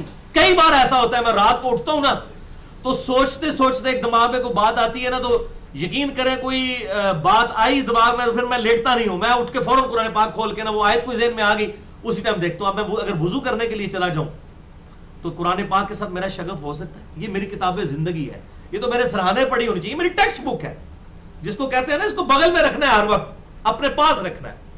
آپ دیکھ لیں وہ جو جتنے یہ پریسٹ ہیں ان کے کرسچنس کے، انہوں نے بائبل جو ہے بغل میں دبائی ہوتی ہے ہر وقت، ریفرنس کے لیے کوٹ کرتے ہیں. یہ تو کتاب زندگی ہے. آپ وضو کے چکر میں لوگوں کو ڈالیں گے اس حوالے سے سمجھ لیں. ہاں آپ تلاوت کے لیے کرتے ہیں، پروٹوکول کے ساتھ کریں، لیکن اگر کوئی اس میں کے لیے بھی وضو کا اہتمام نہیں کرتا تو کوئی اس میں مسئلہ نہیں ہے، نہ یہ ایسا معاملہ ہے جس کے اوپر کسی کی گرفت کی جا سکتی ہے. البتہ اس حوالے سے میں ایک بات کر دوں، اکثر مولوی جو ہے وہ مسلمانوں کو کیا، وہ غیر مسلموں کو بھی قرآن نہیں پڑھنے دیتے. اور مولوی اتنا بیوقوف ہے اور ناسمجھ ہے، وہ کہتا ہے جی آپ نے غیر مسلم کو قرآن دینا نا تو قرآن کا ترجمہ دیں، قرآن نہ دیں. اندازہ کریں بھئی، قرآن پاک کا ترجمہ صرف اکیلے چھاپنا یہ تو ہے ہی حرام، اس لیے کہ ترجمہ جو ہے وہ ایک عالم کی کوشش ہے، اس میں غلطی بھی ہو سکتی ہے، ٹیکسٹ میں غلطی نہیں ہو سکتی. قرآن کبھی بغیر عربی ٹیکسٹ کے نہیں چھاپنا چاہیے. آپ دیکھ لیں وہ سورہ لقمان کی آخری آیات میں آتا ہے جو میں نے مسئلہ نمبر 6A میں بتایا، علم الغیب سے متعلق فرقہ وارانہ نظریات کا تحقیقی جائزہ. اس میں علماء نے ترجمہ کر دیا کہ اللہ کے سوا کوئی نہیں جانتا کہ ماں کے پیٹ میں لڑکا ہے یا لڑکی، حالانکہ وہاں موجود ہی نہیں، جنس کا ذکر ہی نہیں ہے، صرف یہ ہے کوئی نہیں جانتا ماں کے پیٹ میں کیا ہے.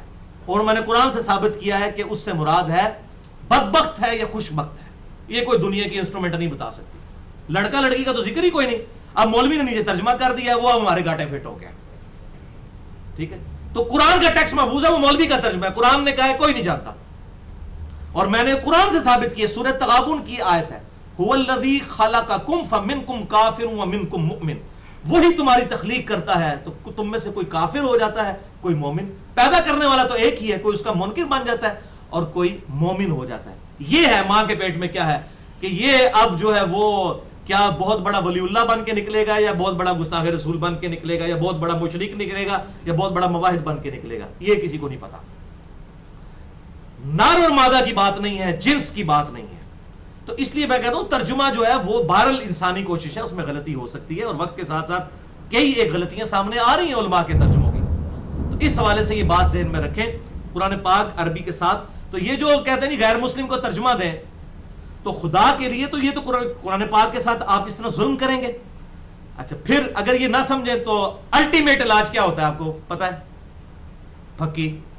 پھکی کے بغیر تو آزما نہیں آتا نا، جس کو میں اینٹی وینم اور لاجیکل آنسر کہتا ہوں فلسفیکل لینگویج میں. علم الکلام میں ہم اسے کہتے ہیں لاجیکل آنسر، منطق سے جواب دینا.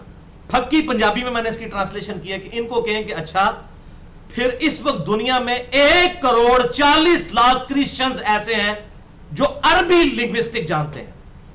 وہ انڈیا پاکستان بنگلہ دیش کے نہیں ہیں, وہ عرب کے کرسچنز ہیں. 1,40,00,000 لوگ کوپٹک کرسچن ہیں بائی برتھ, نسل در نسل. 140,00,000 کرسچنز جو ہیں وہ بائی برتھ عربک لینگویج کے ہیں. ان کو آپ قرآن کا ترجمہ عربی میں دیں گے؟ تو اگر آپ یہ حرکت کریں گے تو آپ تو قرآن پاک کی تعریف کرنے میں شامل ہو جائیں گے, آپ کافر ڈکلیئر ہو جائیں گے اگر قرآن کا عربی میں ترجمہ کریں گے تو, کیونکہ یہ کتاب ہی عربی میں ہے. ترجمہ تو تب کریں گے نا جب کتاب کسی اور لینگویج میں ہو. تو ان کو آپ عربی ترجمہ دیں گے, جو اللہ کی کتاب نازل کی وہ نہیں دیں گے جو معجزہ ہے. تو اب یہ مولوی یہ مسئلہ حل کریں نا ذرا کہ ان غیر مسلموں کو قرآن پاک کس زبان میں دینا ہے. تو یہ بالکل ظلم ہے. یہ پروٹوکول اس کے لیے ہے, وضو یا غسل, وہ شخص جو اسلام کے دائرے میں آ چکا ہے. جو غیر مسلم ہے اس کے لیے کوئی پروٹوکول نہیں ہے. وہ یہ کتاب جس طرح بھی پڑھتا ہے, اس کا جس طرح دل کرے یہ اس کو دیں. یہ کتاب نازل ہی اس لیے ہوئی ہے کہ ہم اس کتاب کی بنیاد پر تو دعویٰ نبوت کرتے ہیں آپ صلی اللہ علیہ وسلم کے حق میں. یہی تو واحد معجزہ ہے. آپ نے یہ سنبھال کے رکھنا ہے. کتنے غیر مسلم مسلمان ہوئے ہیں جنہوں نے کہا کہ ہم قرآن مانتے تھے, مسلمان ہمیں دیتے نہیں تھے, ہم بڑے پریشان ہوتے تھے, ہم نے پھر نیٹ سے جو ہے سرچ کر کے قرآن پڑھنا شروع کیا تو اسلام قبول کیا. ایسے لوگ بھی ہیں, ایسا مولوی گھس گیا ہوا ہے. تو اب تو مسئلہ ہی نہیں ہے جناب غیر مسلم کیا ہو, نیٹ سے ڈاؤن لوڈ کر لے گا. تو اڑے تو فتوے ویسے ہی آج کے دور ختم ہو چکے ہیں. تو قرآن پاک کے ترجمے تو اویلیبل ہیں, مارکیٹ سے بھی جا کے خرید سکتے ہیں. کوئی پوچھتا تو نہیں ہاں جی مسلمان خریدنے آئے یا غیر مسلم. تو مولوی کے ہاتھ سے الحمدللہ جدید میڈیا کی برکت سے مولوی کے ہاتھ سے گیم نکل چکی ہے. یہ بہت اللہ تعالیٰ کا کرم ہوا ہے, کیونکہ اب اسلام کی نشت ثانیہ آغاز ہونا ہے. تو مولویوں کے ہاتھ سے یہ معاملہ جو ہے وہ چھینا جائے گا, اور انٹلیکچوئل لوگ میدان عمل میں اتریں گے تو پھر ہی انشاءاللہ یہ دعوت حق عام ہوگی. بہرحال اس کتاب کا احترام اور ادب بہت ضروری ہے, ایک مسلمان کے لیے تو بہت زیادہ ضروری ہے. اس حوالے سے میں ایک حدیث ضرور بیان کروں گا یہاں پر. سنن ابی داؤد میں انٹرنیشنل نمبرنگ کے مطابق 4449 نمبر حدیث ہے.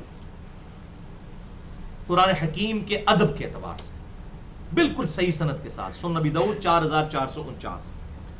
آپ صلی اللہ علیہ وآلہ وسلم ایک دفعہ یہودیوں کے مدرسے میں گئے. یہودیوں نے ایک مقدمے کے فیصلے کے لیے آپ کو اپنے مدرسے میں مدعو کیا. آپ صلی اللہ علیہ وسلم تشریف لے گئے تو انہوں نے آپ صلی اللہ علیہ وسلم کو بیٹھنے کے لیے ایک تکیہ پیش کیا. وہ تکیہ, اب آج بھی عرب کے کلچر میں یہ بڑی بڑی گدیاں اور تکیے رکھے جاتے ہیں اس پہ بیٹھنے کے لیے. ایک تو ٹیک لگانے کے لیے, ایک بیٹھنے کے لیے بھی بڑے والا تکیہ جو ہوتا ہے یہاں بھی چلتا ہے. ہمارے کے پی کے اندر تو کلچر میں یہ چیز ہے. وہاں تو ہوٹلوں پہ بھی تکیے رکھے ہوئے ہوتے ہیں, زمین پہ بیٹھ کے لوگ کھاتے ہیں, ان کے کلچر میں یہ چیز. تو تکیہ آپ صلی اللہ علیہ وسلم کو پیش کیا. سنن ابی داؤد 4449 نمبر حدیث. تو آپ صلی اللہ علیہ وسلم نے فرمایا کہ تورات لے کر آؤ, تورات میں سے فیصلہ کیا جائے گا. زنا کے مقدمے کی رجم کی سزا کا ایشو تھا. تو آپ صلی اللہ علیہ وسلم اس تکیے پر بیٹھ گئے, اور تھوڑی دیر کے بعد جب وہ یہودی تورات لے کر آئے تو آپ صلی اللہ علیہ وسلم اس تکیے سے اٹھ کر زمین پر بیٹھ گئے اور تورات کو تکیے کے اوپر پروٹوکول کے ساتھ رکھا, تعریف شدہ تورات کو اتنی عزت دی, اور کہا کہ میں اس تورات پر ایمان لایا اور اس کے نازل کرنے والے پر بھی ایمان لایا. یہاں مولوی کہتا تھی تورات انجیل نہیں پڑھ سکتے. وہ جعلی روایت ایک پیش کرتے ہیں حضرت عمر والی کہ وہ تورات پڑھ رہے تھے, حضور صلی اللہ علیہ وسلم کا چہرہ مبارک جو ہے وہ سرخ ہو گیا. بالکل جھوٹی حدیث ہے. قرآن تو کہتا ہے کہ اے نبی سے کہو تورات لے کر آؤ, ایتونی بکتاب من قبل ھذا واثارۃ من علم ان کنتم صادقین. اے نبی سے فرماؤ اگر سچے ہو تو اس کتاب سے پہلے جو کتابیں نازل ہوئی ہیں وہ لے کر آؤ, یا کوئی علم کے آثار انبیاء کے آ رہے ہیں ان سے مجھ سے بات کرو. فاتو تورات, جاؤ تورات لے کر آؤ. سورہ ال عمران میں آتا ہے, اس میں کہاں لکھا ہے کہ اونٹ کا گوشت جو ہے وہ حرام ہے. تو قرآن تو کہتا ہے تورات لے کر آؤ, انجیل لے کر آؤ. ایز فار ایز توحید از کنسرنڈ آج بھی تورات اور انجیل توحید کے اعتبار سے بالکل محفوظ ہے. اس میں ٹیمپر ہوئی ہیں چیزیں, توحید آج بھی محفوظ ہے. تبھی تو لوگ اس کو پڑھ کر قرآن کی طرف آ رہے ہیں. یہ اللہ تعالیٰ نے اس حوالے سے اتنی حفاظت ضرور ان کتابوں کی کی ہے کہ توحید اس میں محفوظ ہے. تو آپ صلی اللہ علیہ وسلم خود زمین پر بیٹھ گئے اور تورات کو اس تکیے پر رکھا, اور پھر آپ نے فیصلہ کیا. اس سے یہ بات پتہ چلی کہ قرآن حکیم کو بھی کسی چیز پر رکھ کر پروٹوکول کے ساتھ اپنے سے اونچی جگہ پر رکھنا چاہیے. یہ اسی لیے آپ دیکھتے ہیں کہ یہاں ہم نے اتنی زیادہ ریلیں جو ہیں وہ خرید کر پلاسٹک کی رکھی ہوئی ہیں. یہ اس وقت 250 روپے کی تقریباً ایک آئی تھی, اب یہ 300-400 روپے کی ہوئی ہے. لیکن ہماری کوشش ہوتی ہے کہ یہ ریل ضرور سامنے رکھی جائے. اس طرح ہمارے گھروں میں بھی بڑی بوڑھیاں جو ہیں وہ تکیے کے اوپر قرآن رکھ کے پڑھتی ہیں. بہرحال اس میں جو یہ مشہور ہے کہ تکیے پہ بیٹھ نہیں سکتے چونکہ آپ قرآن رکھ لیا گیا ہے, تو یہ بات بھی غلط ہے. ادھر آپ دیکھیں آپ صلی اللہ علیہ وسلم اس تکیے پہ بیٹھے ہوئے تھے, آپ نے اپنی پیٹھ سے نکال کے تو باہر نکالا, اس پہ تورات رکھ دی. تو یہ کوئی ایسا مسئلہ نہیں ہے اس کے اندر, نہ کوئی یہ تکیے پہ کو بیٹھ نہیں سکتا, ایسا کوئی مسئلہ نہیں. بس صرف ہے قرآن پاک کو یہ پروٹوکول دیں کہ آپ سے اوپر والے لیول پہ وہ آ جائے, چاہے آپ تکیے پہ رکھ لیں, کسی ریل کے اوپر رکھ لیں, کسی بھی چیز کے اوپر, ڈیسک کے اوپر, ٹیبل کے اوپر. یہ پروٹوکول ہے. قرآن پاک کا احترام اس حوالے سے ضروری ہے. بھائیو, اب اگلی جو 10 حدیثیں باقی بچ گئی ہیں وہ پرٹیکولرلی علماء, حفاظ اور قاری صاحبان سے ریلیٹڈ ہے. حافظ صاحب تیار ہو جاؤ, حفاظ سے ریلیٹڈ ہے اور قاری صاحبان سے اور علماء سے. 8ویں حدیث جامعہ ترمذی میں انٹرنیشنل نمبر کے مطابق 2949, سنن نبی داؤد میں 1394. آپ صلی اللہ علیہ وسلم نے ارشاد فرمایا, جو شخص بھی 3 دن سے کم مدت میں قرآن مکمل کرتا ہے وہ قرآن فہمی سے محروم ہو جاتا ہے. وہ تو یعلمون تعلمون ہی پڑھ رہا ہوگا, تو 3 دن سے کم میں قرآن ختم نہیں کر سکتے. کم از کم 3 دن میں قرآن مکمل کیا جائے, یہ کم از کم ہے. ویسے صحابہ کا عمل 7 دن تھا اور اسی پہ ہی وہ 7 منزلیں بنی ہوئی ہیں قرآن کی. اور بہت اگر مطلب آہستہ پڑھنا ہے تو 30 دن میں. اس لیے بعد میں پاروں کی ڈویژن تابعین کے دور میں کی گئی کہ جس نے مہینے میں ایک قرآن مکمل کرنا ہے تو وہ 30 پارے اس اعتبار سے انہوں نے ڈویژن کر لی. تو یہ کوئی ایسا مسئلہ نہیں ہے, 7 دن میں بھی 30 دن میں بھی ہو سکتی ہے. بہرحال یہ جو عوام میں جھوٹ مشہور ہے جی, وہ امام حنیفہ رحمۃ اللہ علیہ رمضان میں 61 قرآن پڑھتے تھے. دیکھو کہتے ہیں جی 61 قرآن پڑھتے تھے. وہ 61 کہتے ہیں جی, ایک صبح پڑھتے تھے, ایک رات کو, اور ایک تراویح میں مکمل کرتے تھے. تو 30 روزے ہو گئے, تو 30 دونی 60 اور ایک وہ تراویح انہوں نے نہیں چھڑیا, بڑی شیاری کرتے رہے کہ انہوں نے تراویح بھی فٹ کی تھی انہوں نے 61. بھائی ایسی کوئی بات صحیح سند سے ثابت نہیں ہے, بالکل جھوٹ ہے. ہمارا امام حنیفہ رحمہ اللہ کے بارے میں حسن ظن ہے کہ انہیں قرآن و حدیث کا علم آتا تھا. یہ ہو ہی نہیں سکتا کہ وہ ایک دن میں 2 قرآن مکمل کرتے ہوں. یہ کام ہی بڑا مشکل ہے, اور یہ ہے بھی ممانعت ہے. آپ نے حدیث سن لی کہ 3 دن سے کم جو قرآن پڑھتا ہے قرآن فہمی سے وہ محروم کر دیا جاتا ہے. ظاہر ہے وہ سمجھ کے پڑھنا ہے نا, یہ تو نہیں خالی کو الحمدللہ رب العالمین الرحمن الرحیم مالک یوم الدین ایسا تو نہیں پڑھنا نا, اس کو ترتیل کے ساتھ پڑھنا ہے. 9ویں حدیث صحیح مسلم کی 1897. آپ صلی اللہ علیہ وسلم نے ارشاد فرمایا, بے شک اللہ تعالیٰ اس کتاب کے ذریعے لوگوں کو عروج عطا فرماتا ہے اور اس کتاب کے ذریعے لوگوں کو پستی کا شکار کرتا ہے. اللہ تعالیٰ قرآن کا علم جسے دے یا کوئی قرآن کو حفظ کر لے, ہر اعتبار سے اللہ تعالیٰ اس کتاب کے ذریعے لوگوں کو رفت عطا فرماتا ہے, اس دنیا میں بھی اور آخرت میں بھی. اور جو ڈاکٹر اقبال نے وہ شعر کہا, زبردست شعر ہے جواب شکوہ میں, وہ زمانے میں معزز تھے مسلمان ہو کر اور تم خار ہوئے تارک قرآن ہو کر. وہ زمانے میں معزز تھے مسلمان ہو کر اور تم خار ہوئے تارک قرآن ہو کر. تو یہ بھائیو اسی حدیث کی ٹرانسلیشن ہے صحیح مسلم 1897. اللہ تعالیٰ اس قرآن کے ذریعے لوگوں کو عروج عطا فرماتا ہے اور اس کتاب کے ذریعے لوگوں کو پستی عطا فرماتا ہے. ولیعوذ باللہ تعالیٰ. 10ویں حدیث المستدرک للحاکم میں انٹرنیشنل نمبر کے مطابق 2086 نمبر, جلد 1 صفحہ 756 پر امام زاہبی نے بھی موافقت کی ہے, صحیح حدیث ہے. اب یہ حدیث کے الفاظ سنیں, یہ حافظ قرآن کرتے رہتے ہیں, یہ ذرا لفظ اس حدیث کو انہوں نے پریزنٹ کیا ہوا ہے حفاظ کی تعریف کرنے کے لیے. یہ الفاظ ذرا سنیں. آپ صلی اللہ علیہ وسلم نے ارشاد فرمایا, جس نے قرآن پڑھا اور اس کی تعلیم دی اور اس کے مطابق عمل کیا, طوطا عمل کر سکے گا جس کو پتہ ہی نہیں قرآن میں کیا لکھا ہوا؟ جس نے قرآن پڑھا, اس کی تعلیم دی اور اس کے مطابق عمل کیا, اس کے سر پر قیامت کے دن ایسا تاج رکھا جائے گا جس کی روشنی سورج کی طرح ہوگی, اور اس کے ماں باپ کو ایسا قیمتی لباس پہنایا جائے گا جس کے سامنے ساری دنیا کی شان و شوکت حقیر ہو جائے گی. والدین عرض کریں گے, اے اللہ یہ اعزاز کس سبب سے ہے؟ تو فرمایا جائے گا یہ تیرے بیٹے کے قرآن سیکھنے کے باعث ہے. یعنی قرآن کی تعلیم سے مراد صرف حفظ نہیں ہے, جو بھی قرآن سیکھتا اور سکھاتا ہے وہ اس میں شامل ہے. جو صحیح بخاری میں حدیث ہے, بلغوا عنی ولو آیا, پہنچا دو میری طرف سے خواہ ایک آیت ہی تمہیں آتی ہو. یہ مولوی کہتا ہے نہیں فلاں کے بعد ڈگری کی طرح, میں کہتا ہوں ڈگری تو آپ نے ہمیں دے دی ہے. تو آڑی مولویوں کی ڈگری کی ضرورت ہے, بریلوی دیوبندی اہل حدیث شیعہ دی, انہوں نے ڈگری ضرورت ہے. بلغوا عنی ولو آیا, ایک آیت بھی آتی ہو آگے پہنچا دو, تو ڈگری تو آپ نے دے دی ہے. آپ کو اگر سورۃ الفاتحہ کی 7 آیتیں آتی ہے تو آپ ڈگری ہے کہ 7 آیات آپ سکھا سکتے ہیں. یہ تو مولوی نے اپنا صرف روزی روٹی چلانے کے لیے مونوپلی جسے کہتے ہیں نا ہم انگلش میں، وہ قائم کرنے کے لیے لوگوں کا ڈگری ہیں اور ان چکروں میں ڈال دیا. ادروائز آپ صلی اللہ علیہ وسلم نے ہمیں ڈگری دی ہے، بلغوا عنی ولو آیا، میری طرف سے پہنچا دو خواہ ایک آیت بھی تمہیں آتی ہو. 11ویں حدیث جامعہ ترمذی میں 2914، سنن نبی داؤد میں 1464. یہ بھی حافظ قرآن کے لیے پیش کی جاتی ہے، لیکن ذرا اس کے الفاظ بھی ذرا آپ سن لیں. عربی میں الفاظ ہے یقال لصاحب القرآن، قیامت والے دن قرآن والے سے کہا جائے گا. اس میں حافظ قرآن کے لفظ ہی کہیں نہیں موجود ہے. صاحب قرآن، صاحب قرآن کون ہوگا؟ جو اوپر والی حدیث میں آپ سن چکے، جس نے قرآن پڑھا، سکھایا اور اس کے مطابق عمل کیا. حافظ قرآن، میرا چیلنج ہے کہ کسی حدیث میں حافظ قرآن کا لفظ ہی کوئی نہیں موجود ہے. صاحب قرآن، جس نے قرآن پر عمل کیا اور قرآن کو سیکھا. لہذا اس کا صاحب قرآن کا ترجمہ کیا میں نے، قرآن والا، حامل اور عامل قرآن سے کہا جائے گا قرآن پڑھتا جا اور چڑھتا جا، ترتیل کے ساتھ آہستہ آہستہ پڑھتا جا، جس طرح تو دنیا میں پڑھا کرتا تھا. جہاں تیری آخری آیت مکمل ہوگی وہی تیری آخری منزل ہوگی. اس میں امپلائڈ ہے کہ یہ حافظ قرآن کے لیے پرٹیکولر ہے جسے قرآن آتا ہو، لیکن ساتھ یہ ہے کہ وہ قرآن پر عمل کرنے والا بھی ہو. اللہ معافی دے، اس وقت اکثریت جو حافظ قرآن ہے، آپ ان کی حرکتیں اگر دیکھ لیں تو یقین کریں عام مسلمان بھی کانوں کو ہاتھ لگاتا ہے جو ہمارا مدرسہ سسٹم قرآن پاک کے حفاظ بنا کر نکال رہا ہے.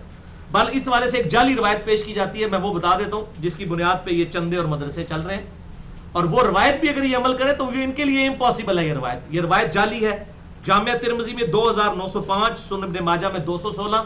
امام ترمذی نے خود اسے کہا ہے کہ اس میں حفص بن سلیمان ایک راوی ہے، متروک راوی ہے، جسے ترک کر دیا گیا ہو، اس کی حدیث ایکسیپٹیبل ہی نہیں. یہ سخت جرح ہوتی ہے، یہ ضعیف جداً ہے، جسے کہتے ہیں نا بہت سخت ضعیف روایت ہے. یہ امام ترمذی نے خود کہا، بھائی میں نے نہیں کہا، کہ جس نے قرآن پڑھا اور اسے یاد کیا، اس میں الفاظ ہیں، اسے یاد کیا اور اس کے حلال کو حلال جانا اور حرام کو حرام جانا. ایسا نہ کوئی حافظ کے حافظوں کا استاد ہی کوئی نکالے کہ ہاں جی یہ ہمارا ایک ماڈل استاد ہے جس نے قرآن کے حلال کو حلال اور حرام کو حرام جانا ہوا ہے. تو یہ روایت صحیح بھی ہوتی تو ان کے کام کی نہیں تھی، کیونکہ اس قسم کے حافظ کی پروڈیوس ہی نہیں کر سکتے. جس نے قرآن پڑھا اور اسے یاد کیا اور اس کے حلال کو حلال اور حرام کو حرام جانا تو اللہ تعالیٰ اسے جنت میں داخل کرے گا، اور اس کے اہل خانہ میں سے 10 ایسے افراد جن پر دوزخ واجب ہو چکی ہوگی، اس کی صفات سے ان کو بھی جنت میں لے جایا جائے گا. یہ اس لیے لوگوں کو حافظ قرآن بنایا جاتا ہے کہ 10 نو تے بیرا پالنا سی، 10 دے بدے دے پتر نہیں پڑھنا، ایک حافظ بنا لو سب نو لے جائے جنت. تو یہ روایت ہی جعلی ہے. حفص بن سلیمان متروک راوی، امام ترمذی نے حدیث نقل کر کے خود کہا ہے کہ یہ سخت متروک اور ضعیف راوی ہے، اس کی حدیث ایکسیپٹیبل ہی نہیں ہے. تو ویسے بھی اگر یہ صحیح بھی ہوتی تو یہ بڑی مشکل ہے، قرآن کے حلال کو حلال جانا اور حرام کو حرام. تو اس کا مطلب ہے قرآن پر عامل بھی ہو. تو جب اس کو پتہ ہی نہیں قرآن میں کیا لکھا ہوا ہے تو وہ کہاں سے قرآن کے حلال کو حلال اور حرام کو حرام جانے گا. تو کاش کوئی ایسا حافظ قرآن آپ کو نظر آئے تو ہمیں بھی پیش کریں. ہم نے تو یہی دیکھا ہے کہ یہ مدرسوں کے چندہ سسٹم انہی روایتوں کے اوپر چل رہے ہیں، اور آپ دیکھیں بڑا آرگنائز سسٹم ہے ان کا، اور وہ اسی کے اوپر بنیاد کرتا ہے، اور حفظ کے ذریعے وہ پیسہ کلیکٹ کرتے ہیں اور کہتے ہیں جناب ایک بندہ حافظ ہو. میں تو کتنے حافظوں کو دیکھا ہے، وہ لوگوں کو، ہمارے ایک دفتر میں بھائی تھے، وہ کتاب و سنت کے منہج پر آئے، تو وہ ایک تبلیغی جماعت کا اجتماع ہوا ہمارے اسلام آباد میں، تو وہ بھائی وہاں پر ان کو کچھ دوست لے گئے کہ جی ان کا دماغ خراب ہو گیا، انہوں نے تو صحیح بخاری اور مسلم میں لکھے ہوئے جو سنیوں کی متفقہ کتاب ہے اس طریقے کے مطابق نماز پڑھنی شروع کر دی ہے، تو آپ اس کو کوئی حدیث بتائیں. تو وہ جب حدیث بتائی انہوں نے کہا جی یہ تو حدیثیں اماموں نے خود ضعیف ڈکلیئر کی ہوئی ہیں. ابن مسعود والی حدیث جس کو شوق ہو مثلا نمبر 70B سن لیں، 70B رفع الیدین سے متعلق فرقہ وارانہ نظریات کا تحقیقی جائزہ. تو وہ حافظ صاحب کہنے لگے جی ہمیں پتہ ہے یہ روایتیں ضعیف ہیں، لیکن میں حافظ قرآن ہوں، میں آپ کو جنت پہ لے جاؤں گا، آپ رفع الیدین چھوڑ دیں بس. میں نے 10 بندے لے کے جانے، ایک آپ کی بکنگ کروا دیتا ہوں. اندازہ کرو، یعنی جو بندہ نبی کی سنت سے نفرت کرتا ہے وہ خود کانفیڈنٹ ہوا ہے کہ میں نے جنت میں جانا ہے اور میں آپ کو لے جاؤں گا. اس طریقے سے خود لوگوں کو جنت کی گارنٹیاں دیتے ہیں وہ اس حدیث کی بنیاد پہ. تو پہلے تو بھائی جی یہ 10 نا تو ہی جنت ہی جانا ہے کہ نہیں. جنہوں نے جنت ہی جانا ہے وہ 10 ہی بندے نے جنہوں نے بائی نیم مینشن کیتا گیا ہے، عشرہ مبشرہ. باقی ہمارا حسن ظن ہے کہ صحابہ کرام جنت میں جائیں گے، لیکن بائی نیم جن کو بشارت ملی وہ 10 بندے ہیں وہی.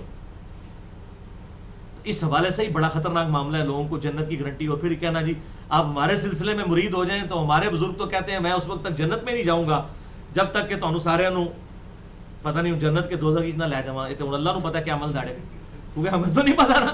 ان سے پوچھے جو آپ کے بزرگ دعویٰ کر رہے ہیں ان کو کس حدیث میں گارنٹی دی گئی ہے کہ انہوں نے خود جنت میں جانا ہے؟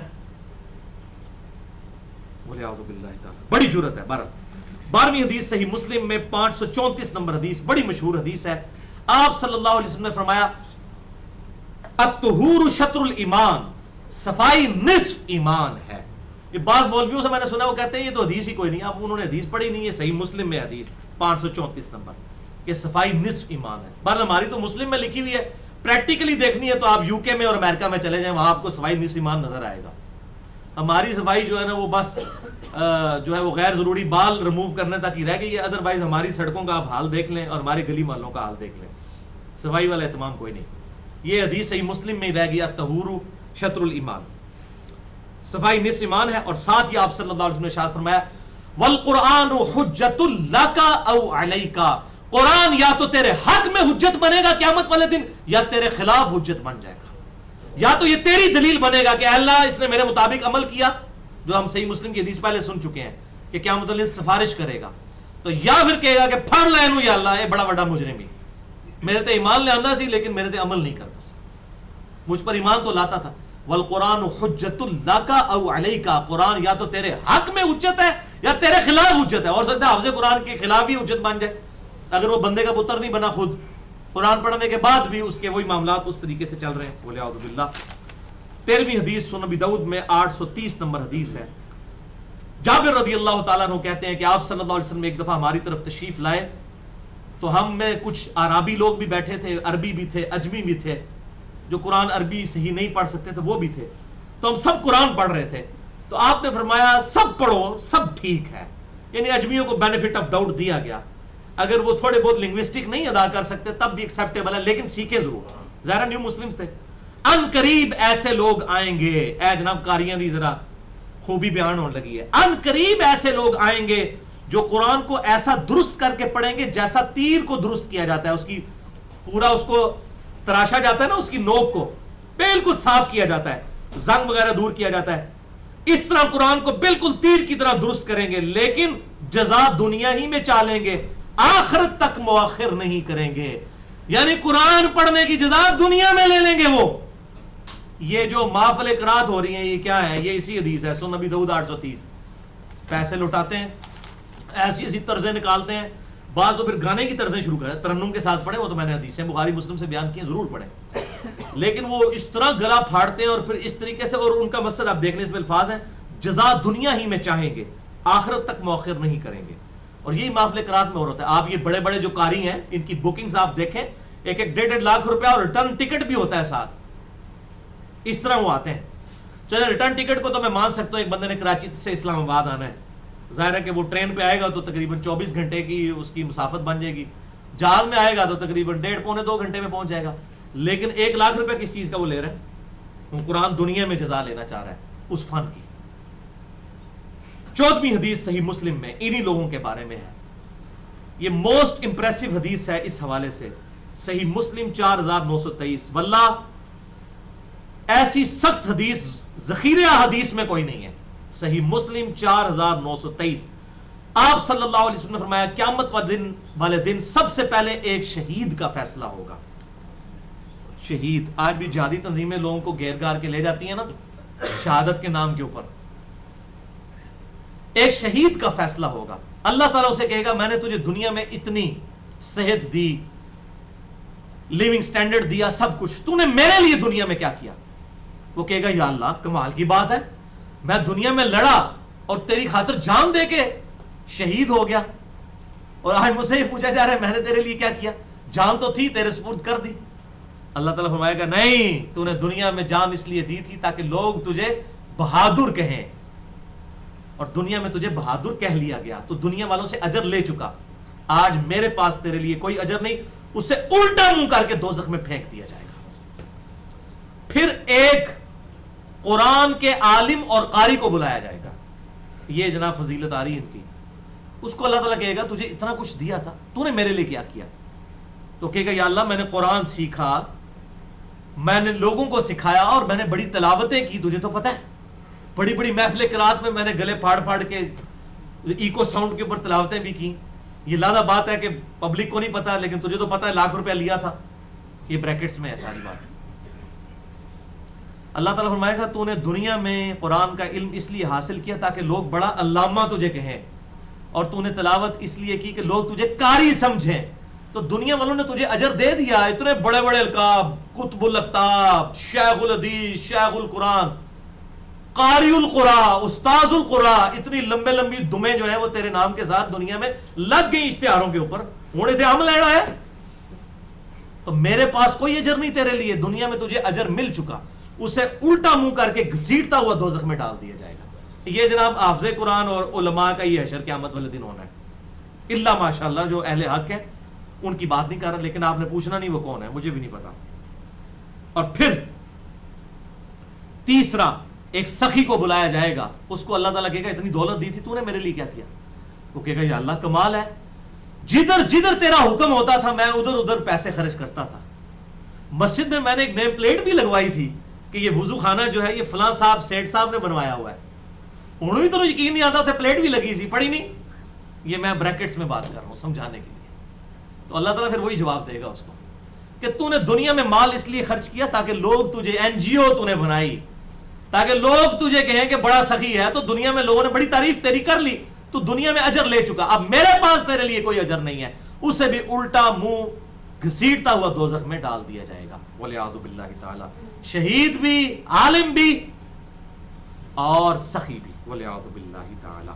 لہٰذا یہاں پر وہ تھرڈ لاسٹ میری آج کی حدیث 15ویں فٹ ان بیٹھتی ہے، صحیح مسلم 6543، جو میں اکثر لیکچرز میں بیان کرتا ہوں کہ نبی صلی اللہ علیہ وسلم نے ارشاد فرمایا اللہ تعالیٰ تمہاری شکلوں اور مال کو نہیں دیکھتا بلکہ دلوں اور اعمال کو دیکھتا ہے. ہم دنیا میں لوگوں کی شکلیں ہیں، بڑا نورانی چہرہ ہے، اتنا بڑی گستاخ ہوتا ہے، اتنا بڑا مشرک ہوتا ہے، اپنی عبادت کروانے والا ہوتا ہے. یہ نورانی چہرے. حضرت بلال رضی اللہ تعالیٰ عنہ کتنے گورے چٹے ہوں گے، ایک حبشی کتنا گورا ہو سکتا ہے؟ اس کے ہونٹ تو موٹے ہی ہوں گے، رنگ تو اس کا کالا ہی ہوگا. شکلیں تو اللہ نے بنائی ہوئی ہیں، اور شکلوں کی نورانیت میں کیسے فیصلہ ہوتا ہے یہ کون جج کر سکتا ہے؟ وہ تو یہودی بھی بڑے بڑے خوبصورت ہیں. آپ دیکھیں ان کی اتنی لمبی لمبی داڑھی ہیں. ویٹیکن سٹی میں بیٹھے ہوئے ہیں جو بڑے بڑے پوپ، وہ بھی بڑے بڑے خوبصورت ہیں. اللہ تعالیٰ تمہاری شکلوں اور مال کو نہیں دیکھتا، اور ہم انہی دو چیزوں کو دیکھتے ہیں، بلکہ دلوں اور اعمال کو دیکھتے ہیں. اور سیکنڈ لاسٹ حدیث 16ویں، آپ صلی اللہ علیہ وسلم نے ارشاد فرمایا، یہ حدیث بھی بخاری اور مسلم دونوں میں ہے، خصوصاً حفاظ کے لیے جنہوں نے حفظ کیا ہوا ہے. صحیح بخاری 5033، صحیح مسلم 1844. آپ صلی اللہ علیہ وسلم نے فرمایا قرآن کی خبر گیری کیا کرو، اس ذات کی قسم جس کے ہاتھوں میں میری جان ہے، قرآن سینوں سے نکل جانے میں اس اونٹ سے بھی زیادہ تیز ہے کہ جس کی رسی کھل چکی ہو. جیسے وہ اونٹ بھاگ جاتا ہے نا جس کی رسی کھلی ہوئی ہو، قرآن اس سے زیادہ تیزی سے سینے سے نکل جاتا ہے. اس کی خبر گیری یعنی جو حفظ کیے ہوئے ہیں اس کو پراپرلی پڑھتے رہا کرو. اور اکثر حافظ قرآن جو ہے وہ جب پریکٹیکل لائف میں جاتے ہیں قرآن بھلا دیتے ہیں، اللہ ماشاءاللہ جو لوگ قیام اللیل کریں وہ لادہ بات ہے، اور خصوصاً عورتیں تو 99% بھلا دیتی ہیں. اس لیے میں تو بالکل خلاف ہوں، عورتوں کو حفظ نہیں کروانا چاہیے. ان بیچاریوں کے لیے تو اہتمام ہی نہیں کہ بعد میں وہ قیام اللیل کا کہیں اہتمام کر سکیں، اللہ یہ کہ کوئی ٹیچنگ کے شعبے سے وابستہ ہوں، لادہ بات ہے. اسی لیے میں اپریشیٹ کرتا ہوں ڈاکٹر فرد ہاشمی کو کہ انہوں نے قرآن کو حفظ کی بجائے قرآن پاک کی تعلیمات کے اوپر زور دیا. عورتوں میں انٹرنیشنل لیول پہ اتنا بڑا کام کسی نے نہیں کیا جو ڈاکٹر فرد ہاشمی، الہدا انٹرنیشنل ان کی آرگنائزیشن ہے. اور مردوں میں اگر کسی نے کام کیا ہے مولانا مدودی صاحب نے تو ریٹن میں کیا تھا، لیکن ویڈیوز میں وہ ڈاکٹر اسرار صاحب کی پرسنالٹی ہے. الحمدللہ اللہ تعالیٰ ان کی غلطیاں معاف کرے، ان کو نیک کاموں کا اجر عطا فرمائے. اس حوالے سے عورتوں کے حفظ کی بجائے ان کو تعلیم دینی چاہیے. 17ویں حدیث آخری انتہائی رکت انگیز حدیث ہے، اور یہ میں نے اسپیشلی حافظوں کے لیے نکالی ہے کہ یہ کہیں گے ہماری کوئی فضیلت تو یہ اب آپ فضیلت دیکھ لیں کہ کیا ہونا ہے والعیاذ باللہ تعالیٰ قبر میں جا کر اگر قرآن کسی نے یاد کر کے بھلا دیا اور اس پر عمل نہیں کیا. صحیح بخاری 1386 بہت ڈینجرس ہے اس حوالے سے کہ آپ صلی اللہ علیہ وسلم کو ایک خواب دکھایا گیا اور نبیوں کا خواب وحی الہی ہوتا ہے. یہ بخاری اور مسلم کی حدیث ہے, قرآن میں بھی موجود ہے. حضرت یوسف علیہ السلام کو بھی اللہ تعالیٰ نے خواب دکھایا, حضرت ابراہیم علیہ السلام کو بیٹے کی قربانی کا خواب دکھایا. خواب کیا دیکھا؟ آپ صلی اللہ علیہ وسلم نے کئی مناظر دیکھے, بڑی لمبی حدیث ہے, صحیح بخاری 1386. اس خواب میں آپ نے ایک منظر دیکھا کہ ایک شخص زمین پر چت لیٹا ہوا ہے اور ایک شخص اس کے سرہانے کھڑے ہو کر ایک بھاری بھرگم پتھر اس کے سر پہ مارتا ہے, اور وہ سر اس کا فلیٹ ہو جاتا ہے بالکل. امیجن کریں اس تکلیف کو. اور پھر وہ پتھر لڑکتا ہوا دور چلا جاتا ہے, تو وہ شخص اس پتھر کو لینے کے لیے پیچھے جاتا ہے, اور جتنی دیر میں پتھر اٹھا کے واپس آتا ہے اس کا سر پھر دوبارہ صحیح ہو جاتا ہے. پھر وہ اس کے سر میں مارتا ہے, اور پھر ایسا سلسلہ مسلسل عذاب اس پہ جاری ہے. وَلِعَاذُ بِاللَّهِ تَعَالَى. تو اینڈ پہ جب آپ صلی اللہ علیہ وسلم نے جبریل سے پوچھا کہ یہ جو اتنے منظر تھے اس میں سے یہ منظر کیا تھا, تو کہا گیا کہ یا رسول اللہ صلی اللہ علیہ وسلم, یہ اس شخص کا عذاب قبر آپ کو دکھایا جا رہا ہے. کس شخص کا؟ کہ جس نے قرآن سیکھا نہ, اور قرآن سیکھا مگر نہ تو دن میں اس قرآن کے مطابق عمل کیا اور نہ راتیں قرآن کے مطابق گزاری. اس نے اسلام کو اس نے پریکٹس ہی نہیں کیا, بس وہ حافظ قرآن ہی تھا یا وہ عالم ہی تھا, لوگوں کو تقریریں کرنے کے لیے تھا. خود اس نے نہ قرآن پہ نہ دن میں عمل کیا نہ رات میں عمل کیا. تو اس کو یہ عذاب جو آپ دیکھ رہے ہیں قیامت تک ہوتا رہے گا. یہ عذاب قبر کا بھی ثبوت ہے, یہ حدیث صحیح بخاری 1386. اور ذرا امیجن کریں کہ ایک بندے کا سر پچکایا جائے اور 3 منٹ بعد پھر اس کا سر اللہ تعالیٰ دوبارہ صحیح کر دے, پھر اس تکلیف سے گزرے. اس کو کوئی امیجن نہیں کر سکتا. یہ اس کے لیے ہے جس نے قرآن تو سیکھا لیکن نہ دن میں عمل کیا اور نہ رات میں. اس میں وہی آیت کوٹ کروں گا, سورۃ الفرقان آیت نمبر 30, بڑی خطرناک ہے. قیامت والے دن آپ صلی اللہ علیہ وسلم اپنی امت کی شکایت کریں گے, اور یہ آیت شروع اس طرح ہوتی ہے کہ اس دن ظالم شخص اپنا ہاتھ منہ میں ڈالے گا اور کہے گا کاش میں نے دنیا میں رسول اللہ کا راستہ اختیار کیا ہوتا, ہدایت قرآن کی شکل میں میرے پاس آ گئی لیکن مجھے میرے دوستوں نے گمراہ کر دیا. وقال الرسول یا ربی ان قوم اتخذوا هذا القرآن مہجورا. اور نبی صلی اللہ علیہ وسلم شکایت کریں گے, اے اللہ میری امت نے قرآن کو پشت کے پیچھے ڈال دیا تھا. مہجورا, اس سے ہجر اختیار کر لی تھی, اس سے علیحدگی اختیار کر لی تھی, قرآن کی تعلیمات کو چھوڑ دیا تھا. آپ صلی اللہ علیہ وسلم صرف شفاعت نہیں کریں گے بلکہ اس کی شکایت بھی کریں گے جس نے قرآن کو پس پش ڈال دیا, قرآن کی تعلیمات کو چھوڑ دیا. وَلِعَاذُ بِاللَّهِ تعالی. بہرحال اس حوالے سے میں پھر وہی کہوں گا, میرا مسئلہ نمبر 1, میرا پیشن ہے جو میں نے اس کو 1 نمبر مسئلے کا نام دیا ہے, امام الانبیاء کی دعوت قرآن. 50 آیات سے قرآن پاک کی دعوت کا خلاصہ, اور اس کی ٹاپ آف دا لسٹ میں نے وہ آیت لگائی ہے سورۃ الانعام آیت نمبر 19. وَأُوحِيَ إِلَيَّ هَذَا الْقُرْآنُ لِأُنذِرَكُمْ بِهِ وَمَنْ بَلَغَ. اے محبوب صلی اللہ علیہ وسلم فرما دیجئے, قرآن میری طرف اس لیے وحی کیا گیا تاکہ اس قرآن کے ذریعے میں تمہیں بھی ڈراؤں اس آخرت کے دن سے, اور جس تک یہ کتاب پہنچ جائے وہ اس کتاب کے ذریعے لوگوں کو تبلیغ کرے, اسی کے ذریعے لوگوں کو دعوت دے, فضائل اعمال کے ذریعے نہیں, فضان سنت کے ذریعے نہیں, الرحیق المختوم کے ذریعے نہیں, اور نہ اہل تشیع کی 14 ستارے کے ذریعے, بلکہ اس کتاب کے ذریعے. اس کو اعلی دعوت بنائے. امام الانبیاء کی دعوت قرآن میں نے اس لیے اس لیکچر کا نام رکھا ہے 118 منٹ کا مسئلہ نمبر 1 اہل سنت پاک.com پہ, اور ریسرچ پیپر بھی ہے اسی کا ریسرچ پیپر ہے, ریسرچ پیپر نمبر 4 امام الانبیاء کی دعوت قرآن, جو لیکچر کے اینڈ پہ آپ کو انشاءاللہ سب کو مل جائے گا. اللہ تعالیٰ سے دعا ہے جو حق بات میں نے کہی اللہ تعالیٰ ہمارے دلوں میں راسخ فرمائے.